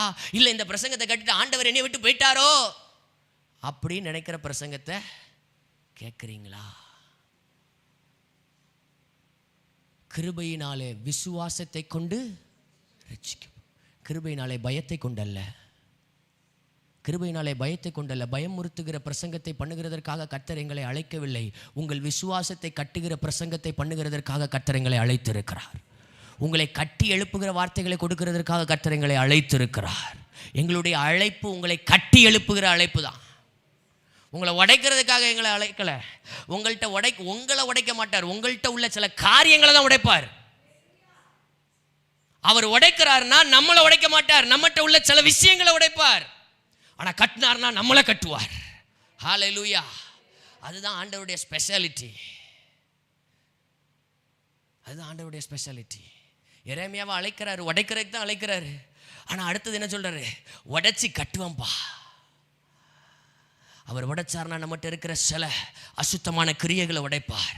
சில அவருக்கு விருப்பமில்லாத காரியங்களை உடைப்பார். அவருக்கு விருப்பமில்லாத உறவுகளை உடைப்பார். அவருக்கு விருப்பமில்லாத காரியங்களை துண்டிப்பார். ஆனால் ஒரு நாள் உங்களை உடைக்க மாட்டார், உங்களை கட்டி எழுப்புவார். ஏன்னா நீங்களும் நானும் அவருக்கு சமீபமாக இருக்கிறோம். நீங்களும் நானும் அவருக்கு சமீபமாக இருக்கிறோம்.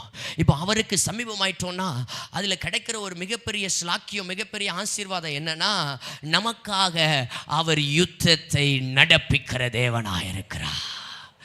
நமக்காக அவர் யுத்தத்தை நடப்பிக்கிற தேவனாக இருக்கிறார். நல்ல ஒரு பாட்டு பாடினாங்க, சிறகுகளின் நிழல்தனிலே. அந்த சிறகு, அவருடைய செட்டைகளில் கீழ் நாம் இருக்கிறோம். சமீபமானீர்கள் என்றால் என்ன?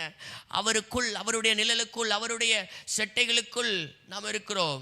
நேற்று வாசித்தோம் அல்லவா எபேசியர் 1:3, கிறிஸ்துவுக்குள் உன்னதங்களிலே ஆவிக்குரிய சகல ஆசீர்வாதத்தினாலும் நம்ம அவர் ஆசீர்வதித்திருக்கிறார்.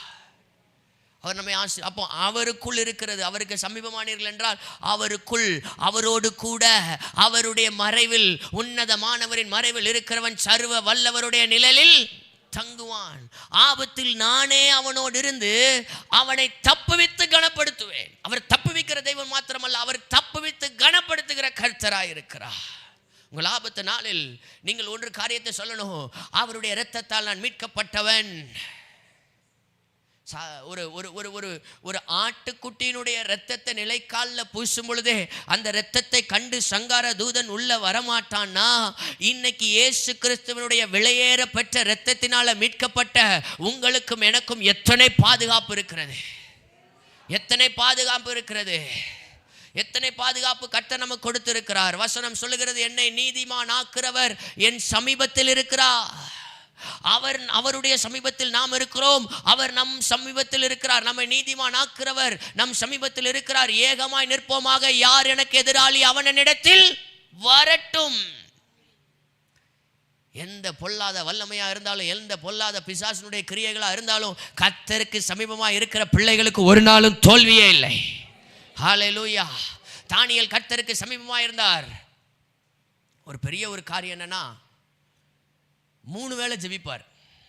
எத்தனை வேளை ஜெபிப்பார் தானியேல்? சொல்லுங்க, இப்படி காட்டுங்க. 3 வேளை ஜெபிப்பார். ஹல்லேலூயா. எங்க கட்டளை வந்த பிறகும் 3 வேளை தான் ஜெபிச்சாரு. கட்டளை வர்றதுக்கு முன்னாடியும். அப்போ அவருடைய ஜெபம் பிரச்சனைகளை தாங்குகிறதுக்கு போதுமானதாக இருந்தது. ஹல்லேலூயா. தானியேலின் ஜெபம் பிரச்சனைகளை, போராட்டங்களை தாங்குகிறதற்கும் போதுமானதாக இருந்தது. இன்னைக்கு சில நேரம் நம்ம ஜபம் நம்ம அவரோடு கூட இருக்கிற அவருடைய செட்டைகளின் நிழலில் இருக்கிற அந்த நேரமும் சமயமும் போதுமானதா இல்லாததுனால பிரச்சனை வந்தோடனே இன்னும் ஆண்டவரே ஆண்டவரே ஆண்டவரே ஆண்டவரே. எப்படி சொல்லுங்க? பிரச்சனை வந்தோடனே இன்னும் அதிகமா ஆண்டவரே ஆண்டவரே ஆண்டவரே. தானியேல் அப்படி இல்லையே, தானியேல் அப்படி இல்லையே. எபிரேயர்கள் நிருபம் 11வது அதிகாரம் அதனுடைய கடைசி 2 வசனங்களை உங்களுக்காக வாசிக்கிறேன். எபிரேயர்கள் நிருபம் 11வது அதிகாரம் கடைசி 2 வசனம் 38 39. விசுவாசத்தினாலே இவர்கள் எல்லாரும் விசுவாசத்தினாலே நற்சாட்சி பெற்றும் வாக்குத்தத்தம் பண்ணப்பட்டதை அடையாமற் போனார்கள். அவர்கள் நம்மை அல்லாமல் பூர்ணராகாதபடிக்கு விசேஷித்த நன்மையானதொன்றை தேவன் நமக்கென்று முன்னதாக நியமித்திருந்தார். விசேஷித்த நன்மையானதொன்றை தேவன் நமக்காக முன்னதாக நியமித்திருக்கிறார். விசுவாச பட்டியலில் எல்லா விசுவாசிகளையும் குறித்து என்ன செய்கிறோம்? பார்க்கிறோம். யோசேப்பை குறித்து பார்க்கிறோம், மோசேயை குறித்து பார்க்கிறோம், நோவாவை குறித்து பார்க்கிறோம், ஆதாமை குறித்து பார்க்கிறோம், ஆபிரகாமை குறித்து பார்க்கிறோம், இன்னமும் தாவீதை குறித்து பார்க்கிறோம், சிம்சோனை குறித்து பார்க்கிறோம், சாமுவேலை குறித்து பார்க்கிறோம், எல்லாரையும் குறித்து பார்க்கிறோம். ஆனால் வசனம் சொல்லுது, இவர்கள் எல்லாரும் விசுவாசத்தினாலே நற்சாட்சி பெற்றும் வாக்குத்தத்தம் பண்ணப்பட்டதை ஆண்டவர் ஆபிரகாமுக்கு என்ன வாக்குத்தத்தம் கொடுத்தார்? உனக்கு ஒரு பிள்ளை. வாக்குத்தத்தத்தை பெற்றுக்கொண்டாரா? பெற்றுக்கொள்ளலையா? ஈசாக்குக்கு என்ன வாக்குத்தத்தம் கொடுத்தார்?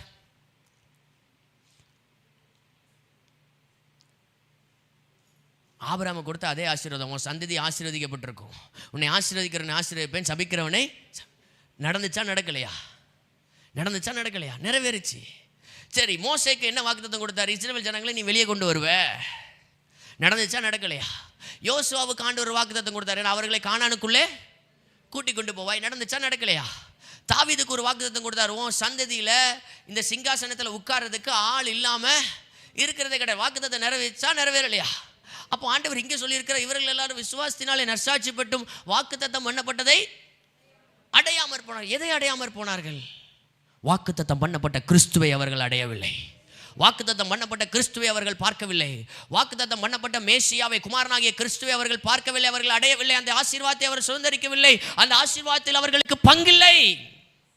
ஆனால் ஆண்டவர் அடுத்த வசனத்தில் 40வது வசனத்தில் சொல்லுகிறார், அவர்கள் நம்மை அல்லாமல். எவர்கள்? இந்த விசுவாச பட்டியலில் இருக்கிற விசுவாச வீரர்கள் நம்மை அல்லாமல், உங்களையும் என்னையும் அல்லாமல் பூரணர் ஆகாதபடிக்கு. அப்படின்னா என்ன அர்த்தம்னா, அவங்க பூரணமான ஆசீர்வாதத்தை சுதந்தரிக்கல, நீங்களும் நானும் ஒரு பரிபூரண ஆசீர்வாதத்தை சுதந்தரிக்கிறோம்.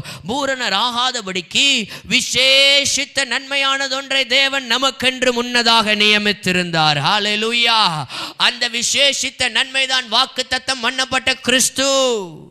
அவருடைய விலையேறப்பட்ட இரத்தத்தினால மீட்கப்பட்ட நீங்களும் நானும் விசேஷித்தவர்களாயிருக்கிறோம். ஹல்லேலூயா, ஹல்லேலூயா, ஹல்லேலூயா. ஆகையினாலதான் வசனம் சொல்லுகிறது, துரைத்தனங்களுக்கும் அதிகாரத்திற்கும் தலைவராக இருக்கிற அவருக்குள் நீங்கள் பரிபூர்ணம் உள்ளவர்களாக இருக்கிறீர்கள். ஆண்டவர் உங்களை பார்க்கும்போது பரிபூர்ணம் உள்ளவராய் பார்க்கிறார். ஆனா இன்னைக்கு நாம நம்மளை எப்படி தெரியுமா பார்க்கிறோம்? குறை உள்ளவர்களாய் பார்த்து கொண்டிருக்கிறோம்.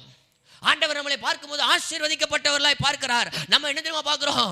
ஆசீர்வாதம்னா நம்ம என்ன நினைச்சிட்டு இருக்கிறோம்னா, ஐஸ்வர்யம் தான் ஆசீர்வாதம் நினைச்சிட்டு இருக்கிறோம். ஏதோ பெரிய கனமான இடத்துல இருக்கிறதா ஆசீர்வாதம் நினைச்சிட்டு இருக்கிறோம். இல்ல, கர்த்தருடைய ஆசீர்வாதமே ஐஸ்வர்யத்தை தரும். அப்போ ஆசீர்வாதம் வேற, ஐஸ்வர்யம் வேற.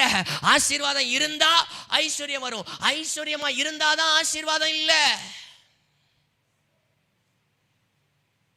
இயேசு எதுக்காக வந்தார் இந்த உலகத்தில்?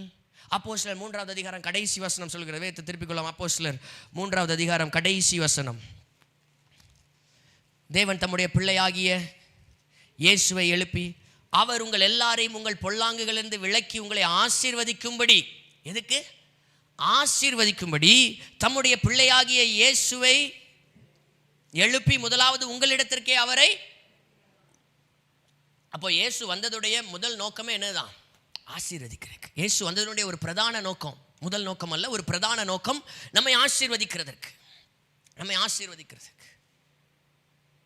இதுல இன்னொரு ஸ்பெஷாலிட்டி என்னன்னா, மரித்த இயேசு உயிர்த்தெழுந்த பிறகு அவர் உங்கள் எல்லாரையும் உங்கள் பொல்லாங்கிலிருந்து விலக்கி உங்களை ஆசீர்வதிக்கும்படி தேவன் தம்முடைய பிள்ளையாகிய இயேசுவை எழுப்பி முதலாவது உங்களிடத்திற்கு எழும்பு உயிர்த்தெழுந்த இயேசுவுக்கு கொடுக்கப்பட்ட முதல் வேலையை ஆசீர்வதிக்கிறது.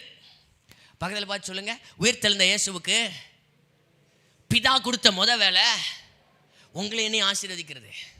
ஹல்லேலூயா, ஹல்லேலூயா. அதனால் நிறைய பேர் சொல்லுவாங்க, ஆசீர்வாதம் ஆசீர்வாதம் ஆசீர்வாதம் ஓடாத அப்படிம்பாங்க. ஆசீர்வதிக்கிறது யாரு? பக்கத்தில் பார்த்து சொல்லுங்க, ஆசீர்வாதம் ஆசீர்வாதம் பின்னாடி ஓடாதன்னு சொல்லுவாங்க. ஆனால் கேட்காதீங்க. ஏன்னா ஆசீர்வதிக்கிறது அவர் கொடுக்குற ஆசீர்வாதம் வேற, நம்ம ஆசீர்வாதம்னு சொல்லி பிக்சர் பண்ணி வச்சிருக்கிறது வேற. அவர் கொடுக்குற ஆசீர்வாதம் எபேசியர் 1 ரொம்ப அழகாக எழுதியிருக்கிறாரு.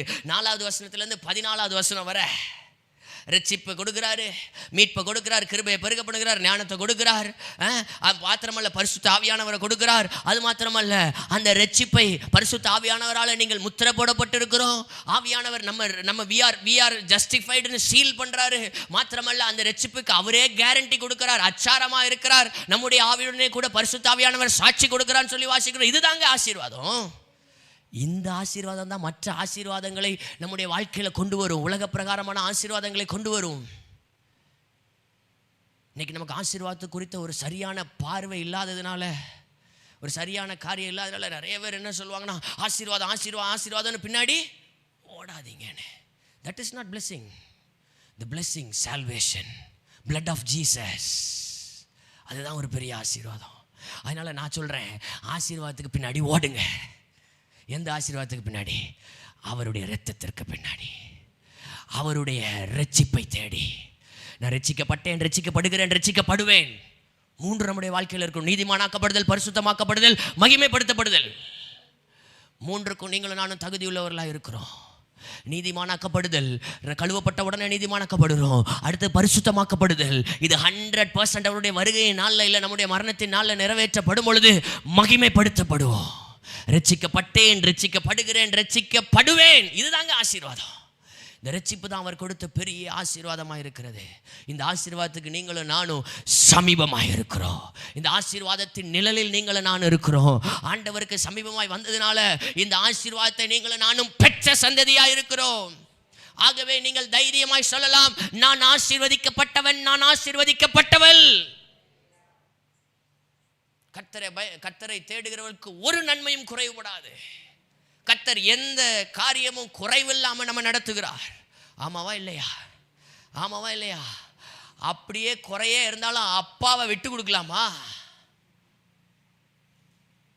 முதல்ல குறையே இல்லாமல் நடத்துவார், அதை விசுவாசிக்கணும். அப்படியே குறையே இருந்தாலும் அப்பாவை விட்டு கொடுக்கலாமா? எத்தனை நேரத்தில் விட்டு கொடுத்துருக்கோம். நமக்காக உயிரையை கொடுத்து, நமக்காக ஜீவனை கொடுத்து, அது எப்படி ரோமர் 5 சொல்லுது, நாம் பாவிகளாக இருக்கையில் கிறிஸ்து நமக்காக மரித்ததுனால. ஒன்றும் நம்ம யோக்கியமாக இருக்கும்போது அவர் மரிக்கலை, நம்ம பாவியாக இருக்கும்போது ஜீவனை கொடுத்தாரு. தொட முடியாத அழுக்கு, தொட முடியாத அசுத்தம், கிட்ட நெருங்க முடியாது. அவருடைய பரிசுத்தத்துக்கும் நமக்கும் ஏணி வச்சா கூட எட்டாது, நெருங்கவே முடியாது. பெரிய பிளவு. இப்படிப்பட்ட சூழலில் அவர் நமக்காக ஜீவனை கொடுத்தார். இப்படிப்பட்ட அப்பாவை விட்டு கொடுக்கலாமா? No, never, no. அவர் நம் மீது வைத்த அன்பிற்கு ஈடு இணையே கிடையாது. அவருடைய அன்பின் ஆழம், அகலம், உயரம் கம்பேர் பண்ணவே முடியாது, கம்பேர் பண்ணவே முடியாது. அதனால தான் அதை தியானிக்க சொல்கிறார். ஏன்னா தியானிக்க ஆழத்துக்குள்ளே போயிட்டே இருப்போம். தேட புதையல் கிடச்சிக்கிட்டே இருக்கும். அந்த ஆழத்தை தியானிக்க ஆழத்துக்குள்ளே போக இதுக்கு எண்டே கிடையாது. சொல்லுங்கள், அவரோட லவ்வுக்கு எண்டே கிடையாது. பக்கத்தில் சொல்லுங்கள், அவரோட லவ்வுக்கு எண்டே கிடையாது. ஆமேன், ஆமேன், ஆமென். எந்த அளவுக்கு அவர் நம்மை நேசிக்கிறாருங்கிறத அறிந்து கொள்கிறோமோ அந்த அளவுக்கு தான் நாம் அவரை நேசிக்க முடியும். அந்த அளவுக்கு தான் நாம் அவரை நேசிக்க முடியும். நாம் அவரை நேசிக்க ஆரம்பிச்சிட்டோம்னா அவருக்கு பிரியமாய் வாழுவது எளிதாய் மாறிவிடும். ஹல்லேலூயா, ஹல்லேலூயா. தம்முடைய குமாரனுடைய அன்பின் ராஜ்யத்திற்குள்ளே நம்மை வைத்திருக்கிறார். காட்ஸ் கிங்டம் ஆப்ரேட் ஆகிறதே காட்ஸ் லவ்ல தாங்க, அந்த அகாப்பேல தான், டிவைன் லவ்ல தாங்க ஆப்ரேட் ஆகுது. அன்பின் ராஜ்யத்துக்குள்ள. அவர் நம்மளை நேசிக்கலைன்னா வந்திருப்பாரா? வந்திருக்க மாட்டாரு. அவர் நம்மளை நேசிக்கலன்னா காணியாட்சிக்கு வெளியே இருந்தோம், பாளையத்துக்கு வெளியே இருந்தோம், புறஜாதியாரா இருந்தோம், விருத்த சேதனம் பண்ணப்படாதவர்களா இருந்தோம், தேவனற்றவர்களா இருந்தோம், உள்ள சேர்த்திருப்பாரா? சமீபத்தில் கொண்டு வந்திருப்பாரா? பிள்ளைகளின் அப்பத்தை யாருக்கு போட மாட்டாங்களா? நாய்க்குட்டியா இருந்தோங்க. யூதர்கள் பார்வையில் நீங்களும் நானும் நாய். ஒரு யூதன் ஒரு நாளுக்கு 3 நேரம் 3 காரியத்துக்காக ஜெபிப்பான். முதலாவது, தான் யூதனாய் பிறந்ததற்காக நன்றி சொல்லுவான். 2வது, தான் புறஜாதியானாய் பிறக்காததற்காக நன்றி சொல்லுவான். 3வது, தான் ஒரு பெண்ணாய் பிறக்காததற்காக நன்றி சொல்லுவான். இல்லை, முதல் 2 ஒன்று தான். யூதனா பிறந்ததுக்காக நன்றியும் ஒன்று தான், புறஜாதியானாய் பிறக்காததுக்காக. அவர்களுக்கு நான் யூதன், எனக்கு தேவன் இருக்கிறார், அவர் என்னை ரட்சிக்கிறவர், எனக்கு சகாயம் செய்கிறவர் என்கிறதுல ஒரு பெருமை உண்டு.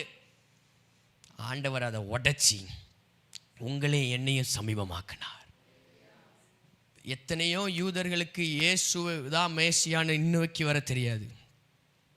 இயேசுவை இரட்சகராக அறிந்து கொண்ட எந்த ஒரு விசுவாசியை காட்டிலும் ஒரு யூதன் மேன்மையானவன் அல்ல.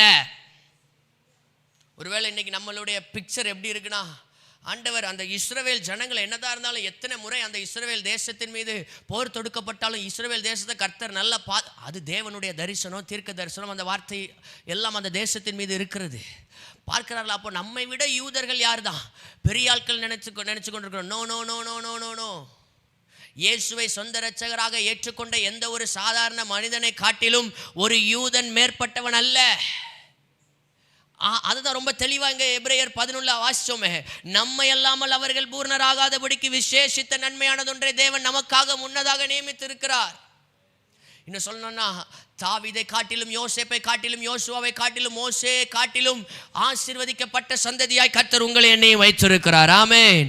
ஆகையினால தான் அவர் எழுதுகிறார், யோவான் எழுதின சுவிசேஷம் 1வது அதிகாரம் 16வது வசனத்தில், அவருடைய பரிபூர்ணத்தினால் நாம் கிருபையின் மேல் கிருபையை பெற்ற சந்ததியாய் இருக்கிறோம். பழைய ஏற்பாட்டு விசுவாசிகள், பழைய உடன்படிக்கையின் விசுவாசிகள் கிருபையை பெற்றவர்கள். ஆனா புதிய உடன்படிக்கைக்கு கீழே புதிய ஏற்பாட்டு விசுவாசிகளாய் இயேசு கிறிஸ்துவை சொந்த இரட்சகராய் ஏற்றுக்கொண்ட நீங்களும் நானும் கிருபையின் மேல் கிருபை பெற்றவர்களாய் இருக்கிறோம். ஹல்லேலூயா. நான் கிருபைக்கு கீழ்ப்பட்டு இருக்கிறபடியால் பாவம் என்னை மேற்கொள்ள மாட்டாது. ஹல்லேலூயா, ஹல்லேலூயா. கர்த்தர் நம்மை அப்படி நடத்துவாராக. ஆமென், ஆமென். அடுத்ததாக நமக்கு கிடைக்கிற ஒரு பெரிய ஆசீர்வாதம், வேதத்தை திருப்பிக் கொள்ளலாம். எபிரேயருக்கு எழுதின நிருபம் 9வது அதிகாரம், எபிரேயருக்கு எழுதின நிருபம் 9வது அதிகாரம், அதனுடைய 14, 15வது வசனத்தை 13, 12 வாசிக்கிறேன். 12 15 வரை வாசிக்கிறேன். வெள்ளாட்டு கடா, இளங்காலை இவைகளுடைய இரத்தத்தினாலே அல்ல, தம்முடைய சொந்த இரத்தத்தினாலும் ஒரே தரம் மகா பரிசுத்த ஸ்தலத்திலே பிரவேசித்து நித்திய மீட்பை உண்டு பண்ணினார். அது எப்படி எனில், காலை வெள்ளாட்டு கடா இவைகளின் இரத்தமும் தீட்டுப்பட்டவர்கள் மேல் தெளிக்கப்பட்ட கடாரியின் சாம்பலும் சரீர சுத்தி உண்டாக்கும்படி பரிசுத்தப்படுத்துமானால், நித்திய ஆவியினாலே தம்மை தாமே பழுதற்ற பலியாக தேவனுக்கு ஒப்பு கொடுத்த கிறிஸ்துவினுடைய இரத்தம் ஜீவனுள்ள தேவனுக்கு ஊழியம் செய்கிறதற்கு உங்கள் மனசாட்சிகளை செத்த கிரியைகளற சுத்திகரிப்பது எவ்வளவு நிச்சயம். ஆகையால் முதலாம் உடன்படிக்கையின் காலத்திலே நடந்த அக்கிரமங்களை நிவர்த்தி செய்யும் பொருட்டு அவர் மரணமடைந்து அழைக்கப்பட்டவர்கள் வாக்குத்தத்தம் பண்ணப்பட்ட நித்திய சுதந்திரத்தை அடைந்து கொள்வதற்காக புது உடன்படிக்கையின் மத்தியஸ்தராயிருக்கிறார். ஹல்லேலூயா, ஹல்லேலூயா. புது உடன்படிக்கையின் மத்தியஸ்தராயிருக்கிறார். இந்த இரத்தம் நமக்கு எதை சுட்டி காட்டுகிறது என்றால், நமக்கு புது உடன்படிக்கையின் அடையாளமாயிருக்கிறது. நாம் ஒரு புதிய உடன்படிக்கைக்கு கீழ்ப்பட்டிருக்கிறோம் என்கிறதை நமக்கு சுட்டி காட்டுகிறது. இயேசு சொல்லுகிறார், லூக்கா எழுதின சுவிசேஷம் 22வது அதிகாரம் அதனுடைய 20வது வசனத்தில், லூக்கா எழுதின சுவிசேஷம் 22வது அதிகாரம் 20வது வசனத்தில் தானே சொல்லுகிறார், போஜனம் பண்ணின பின்பு அவர் அந்தபடியே பாத்திரத்தையும் கொடுத்து, இந்த பாத்திரம் உங்களுக்காக சிந்தப்படுகிற என்னுடைய இரத்தத்தினால் ஆகிய புதிய உடன்படிக்கையாயிருக்கிறது. இயேசுவினுடைய இரத்தத்தினால நமக்கு உண்டாயிருக்கிற ஒரு பெரிய ஆசீர்வாதம் என்ன தெரியுமா? புதிய உடன்படிக்கையை கர்த்தர் நமக்கு வைத்திருக்கிறார். கர்த்தர் உங்களுக்காக, எனக்காக ஒரு புதிய உடன்படிக்கை ஆயத்தப்படுத்தி இருக்கிறார். அந்த புதிய உடன்படிக்கைக்குள்ள, அந்த புதிய உடன்படிக்கைக்கு உட்பட்டவர்களாய் நீங்களும் நானும் மாற வேண்டும்னா இயேசுவின் இரத்தம் மாத்திரமே நம்மை புதிய உடன்படிக்கைக்கு சொந்தமானவர்களாய் மாற்றுகிறது. ஹல்லேலூயா, ஹல்லேலூயா, ஹல்லேலூயா. அவர் புதிய உடன்படிக்கைக்கு சொந்தமானவராய் மாற்றி இருக்கிறார். எபிரேயருக்கு எழுதின நிருபம் 9வது அதிகாரம் அதனுடைய 7வது வசனத்திலிருந்து நான் உங்களுக்காக வாசிக்கிறேன். இரண்டாம் கூடாரத்திலே பிரதான ஆசாரியன் மாத்திரம் வருஷத்துக்கு ஒரு தரம் இரத்தத்தோட பிரவேசித்து அந்த இரத்தத்தை தனக்காகவும் ஜனங்களுடைய தப்பிதங்களுக்காகவும் செலுத்துவான். இந்த இரண்டாவது கூடாரத்தில் மகா பரிசுத்த ஸ்தலத்தில் பிரதான ஆசாரியன் மாத்திரம் ஒரே தரம் இரத்தத்தோடு பிரவேசித்து அந்த இரத்தத்தை தனக்காகவும் தன் ஜனங்களுடைய பாவங்களுக்காகவும் அவன் அந்த இரத்தத்தை தெளிப்பான். ஐயா, காலையில தியானிச்சோம்ல, பிரகாரத்துக்குள்ள யாருனாலும் வரலாம், பரிசுத்த ஸ்தலத்துக்குள்ள எல்லாரும் வர முடியாது, ஆசாரியர்கள் மட்டும்தான் வர முடியும். மகா பரிசுத்த ஸ்தலத்துக்குள்ள பிரதான ஆசாரியன் மட்டும்தான் வர முடியும். பிரதான ஆசாரியனும் எப்பவும் வர முடியாது, ஒரே தரம் தான் வர முடியும், வருஷத்துக்கு ஒரு தடவை தான் வர முடியும். இந்த மகா பரிசுத்த ஸ்தலத்துக்குள்ள அங்க பிரகாரத்தில் இரண்டாம் திரைக்குள்ளே 3வது வசனம் வாசிக்கலாம். 2வது வசனம், எப்படி எனில் ஒரு கூடாரம் உண்டாக்கப்பட்டிருந்தது, அதன் முந்தின பாகத்தில் குத்துவிளக்கும் மேஜையும் தேவ சமூக அப்பங்களும் இருந்தன, அது பரிசுத்த ஸ்தலம் எனப்படும். இந்த பரிசுத்த ஸ்தலத்தில் குத்துவிளக்கு இருக்கும், அங்கே வெளிச்சம். ஆனால் இந்த இரண்டாம் திரைக்குள்ளே மகா பரிசுத்த ஸ்தலம் எனப்பட்ட கூடாரம் இருந்தது. அதிலே பொன்னார் செய்த தூப கலசமும் முழுவதும் பொற்கடு பொதித்திருக்கப்பட்ட உடன்படிக்கை பெட்டியும் இருந்தன. அந்த பெட்டியிலே மன்னா வைக்கப்பட்ட பொற்பாத்திரமும் ஆரோனுடைய தளிர்த்த கோலும் உடன்படிக்கையின் கற்பலைகளும் இருந்தன. அதற்கு மேலே கேருபீன்கள் வைக்கப்பட்டு கிருபாசனத்தை நிழலிட்டிருந்தன. இவைகளை குறித்து விவரமாய் பேச இப்பொழுது சமயமில்லை, உண்மையிலே இப்பொழுதும் சமயமில்லை. மணி 8:32 மாறிவிட்டது. ஆகவே இப்பொழுதும் இதை குறித்து விவரமாய் பேச சமயமில்லை. ஆனால் ஒன்னே இந்த பரிசுத்த ஸ்தலத்தில் அங்கே குத்து விளக்கு இருக்கும், அங்கே வெளிச்சம். ஆனால் அந்த மகா பரிசுத்த ஸ்தலத்தில் பிரதான ஆசாரியன் மட்டும்தான் போக முடியும். இது எதுக்கு அடையாளமா அவர் போகிறார்னா, இது எதற்கு அடையாளம்னா தன்னுடைய தப்பிதத்துக்காக ஜனங்களுடைய பாவத்திற்காகவும் பாவ நிறுத்தி செய்கிறதற்காக இரத்தம் தெளிக்கப்படும்.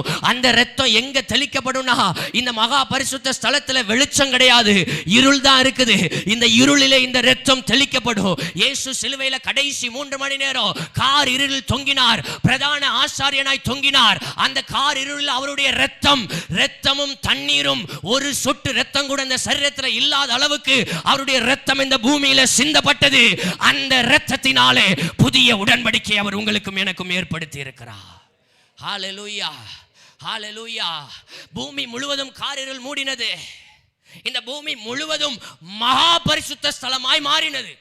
இப்போ மகா பரிசுத்த ஸ்தலத்துக்குள்ள யாருனாலும் உள்ள வரலாம். பூமி முழுவதும் மகா பரிசுத்த ஸ்தலமா மாறிச்சுன்னா அப்போ எல்லாரும் அந்த இருளுக்குள்ள தான் என்ன செஞ்சிருக்காங்க, இருந்திருக்காங்க. அப்போ இப்போ பிரதான ஆசாரியன் மட்டும் இங்க வர முடியாதியா? இப்போ சமீபமானீர்கள், என்ன ஆனீர்கள்? சமீபமானீர்களுடைய இரத்தத்தினால மகா பரிசுத்த ஸ்தலத்துக்கு பிரதான ஆசாரியன் மட்டும் இல்ல, என்னை ஏற்றுக்கொண்ட என்னை விசுவாசிக்கிற யார் வேணாலும் வரலாம். ஹல்லேலூயா. இதுதான் புது உடன்படிக்கை, இதுதான் புது உடன்படிக்கை. தேவன் நமக்கு நெருக்கமா இருக்கிறார், தேவன் நம் அருகில் இருக்கிறார், தேவன் நமக்காக எல்லாவற்றையும் அவர் செய்து முடித்து இருக்கிறார்.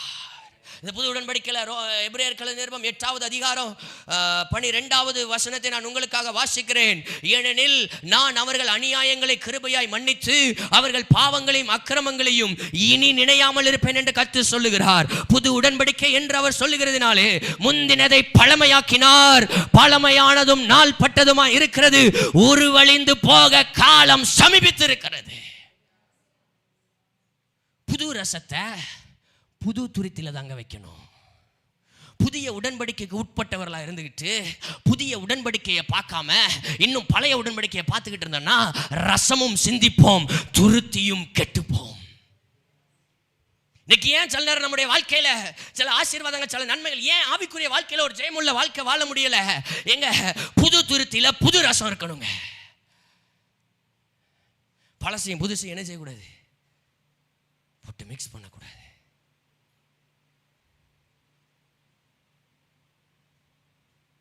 வேதத்தை திருப்பிக் கொள்ளலாம். எரேமியா தீர்க்கதரிசன புஸ்தகம் 31வது அதிகாரம். எரேமியா தீர்க்கதரிசன புஸ்தகம் 31வது அதிகாரம்.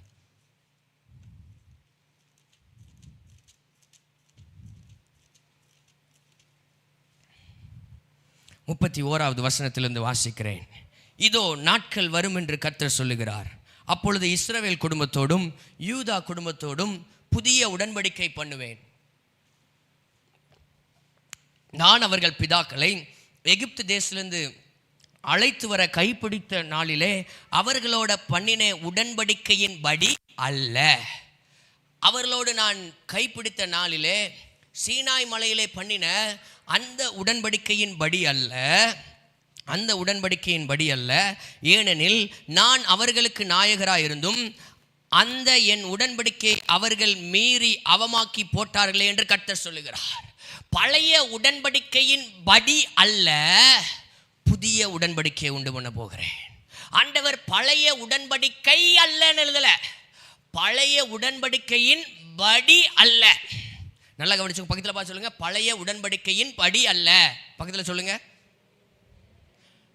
அப்போ அர்த்தம் என்னன்னா, மெத்தடு தான் வேற, ஆனா நோக்கம் ஒன்று தான். பக்கத்தில் சொல்லுங்க, மெத்தடு தான் வேற, ஆனா நோக்கம் ஒன்று தான். பழைய உடன்படிக்கை எதுக்கு கொடுக்கப்பட்டது? தேவனுக்கு பிரியமா வாழ்றதுக்கு, தேவனுக்கு பரிசுத்தமா வாழ்றதுக்கு. இப்போ புதிய உடன்படிக்கையிலையும் அதே தரிசனம் தான், அதே நோக்கம் தான், ஆனா மெத்தடு தான் வேற. பழைய உடன்படிக்கை அல்லன்னு எழுதல ஆண்டவர், பழைய உடன்படிக்கையின் படி அல்ல. அந்த உடன்படிக்கையில் என்ன ஃபார்மட் இருந்துச்சோ அந்த ஃபார்மட் இல்லை. Now it is new format. ஏன்னா இப்போ அவர்கள் அக்கிரமங்களை நான் கிருபையாய் மன்னித்து அவர்கள் பாவங்களை இனி நான் நினையாமல் இருப்பேன். இதுவரை நியாயப்பிரமாணத்தில் அவர்களுடைய கிரியையா இருந்தது, இப்போ நான் செய்து முடித்ததில் இது துவங்குகிறது. நான் செய்து முடித்ததில் இது துவங்குகிறது. அதனால தான் அவர் பழைய உடன்படிக்கை அல்லன்னு எழுதலை. கான்செப்ட் ஒன்று தான், தேவனுக்கு பிரியமாக வாழணும், தேவனுக்கு பரிசுத்தமாக இருக்கணும், தேவன் பரிசுத்தத்துக்கு நேராக நடத்துகிறது தான் ரெண்டு உடன்படிக்கையும். ஆனால் பழைய உடன்படிக்கையின் படி அல்ல. பழைய உடன்படிக்கையில் நம்முடைய கிரியை. ஆண்டவர் எதுக்கு கொடுத்தார் அந்த உடன்படிக்கையை? உன்னால முடியாதுப்பா, நின்னால தான் முடியும்னு காட்டுறதுக்காக கொடுத்தார். ஹல்லேலூயா, ஹல்லேலூயா. இன்னைக்கு எத்தனை நேரம் நம்ம நினச்சிட்டு நம்முடைய சுயத்தில் நம்முடைய தீர்மானத்தில் நம்ம ஓடிட்டு இருக்கிறோம். எத்தனை நேரம் ஆண்டவரை பிடிச்சிக்கிடாம, ஆண்டவர் செய்ய நினைச்சதை ஆண்டவரை சார்ந்து இருக்காம, ஆண்டவர் மேலே விசுவாசம் வைக்காம, நம்முடைய நம்பிக்கையின் மேலே, நம்முடைய பலத்தின் மேலே, நம்முடைய இன்னும் சொன்னோம்னா நம்ம ஜபத்தின் மேலே ஜபிக்கணும் தான். ஆனால் விசுவாசத்தை நம்ம ஜபத்து மேலே வைக்கக்கூடாது, விசுவாசத்தை ஆண்டவர் மேலே வைக்கணும். பைபிள் வாசிக்கணும் தான். விசுவாசத்தை நான் வாசிக்கிற மணி நேரத்தின் மீது வைக்கக்கூடாது, நான் தியானிக்கிற விதத்தின் மேலே வைக்கக்கூடாது. விசுவாசத்தை இந்த வார்த்தை மேலேயும் ஆண்டவர் மேலேயும் வைக்கணும். நியாயப்பிரமாணம் எப்படி மாறிடுச்சுன்னா, இந்த நம்பிக்கையெல்லாம் அவங்க மேலே வைக்க ஆரம்பிச்சிட்டாங்க.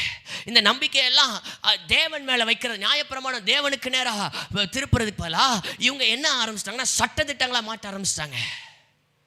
அது மாத்திரமல்ல, அதுக்கு 1008 லூப் ஹோல்ஸ். குர்பான் காணிக்கையை கொடுத்தா பெற்றோர் என்ன செய்ய வேண்டாம், கவனிக்க வேண்டாம், காணிக்கை செலுத்தப்பட்டுருச்சு. இயேசுவே அதை குறித்து என்ன செய்கிறார்? கண்டிக்கிறார். புது உடன்படிக்கையை கர்த்தர் உண்டு பண்ணி இருக்கிறார். புது உடன்படிக்கையை கர்த்தர் உண்டு பண்ணி இருக்கிறார். ஒருவேளை இந்த புது உடன்படிக்கை அநேகர் ஏற்றுக்கொள்ளாமல் இருக்கலாம், ஆனால் அதுதான் சத்தியம். அதுதான் சத்தியம். வசனம் தெளிவாய் சொல்லுகிறது.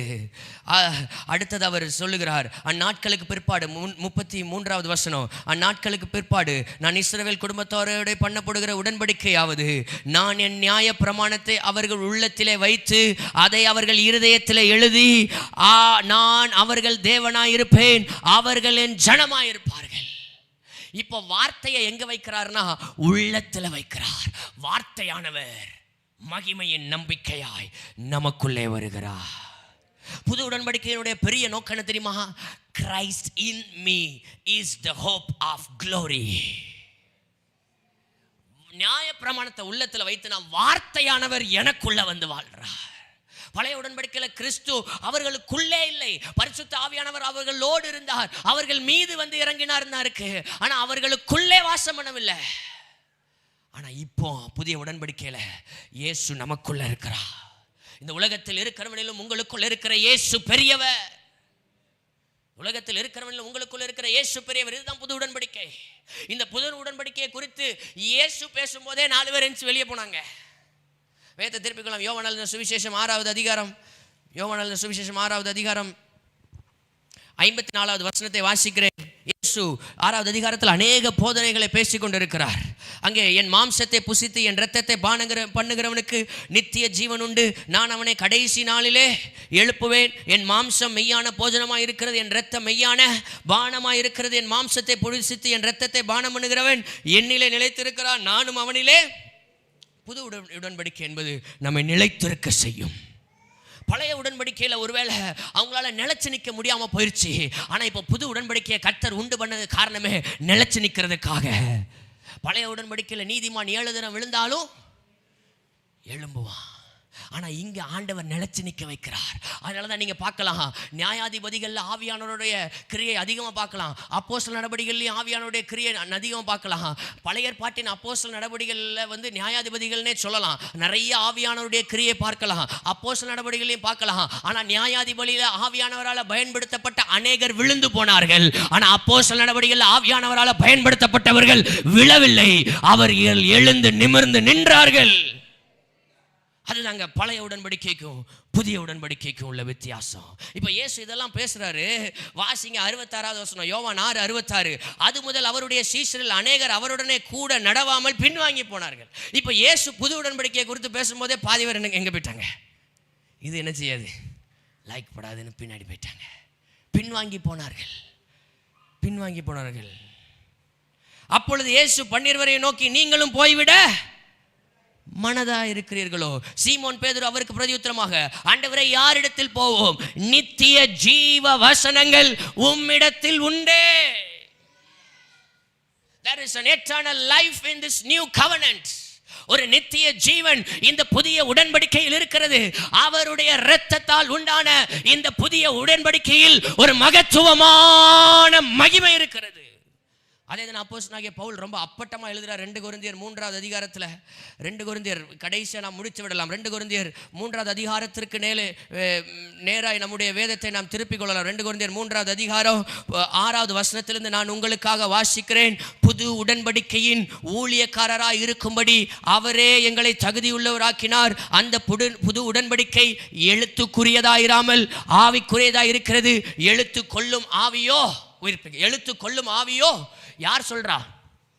ஆவியானவர் அப்போஸ்தலனாகிய பவுலை கொண்டு எழுதுகிறார். நீங்க இஸ்ரவேல் ஜனங்கள் எகிப்திலிருந்து சீனாய் மலையில 10 கற்பனை கொடுக்கப்படுகிற நாட்கள் வரை நீங்க பார்க்கும்போது அப்பவும் முறுமுறுக்கிற ஜனங்கள் தான், அப்பவும் வணங்கா கழுத்துள்ள ஜனங்கள் தான். ஆனா ஒருவர் கூட செத்திருக்க மாட்டாங்க.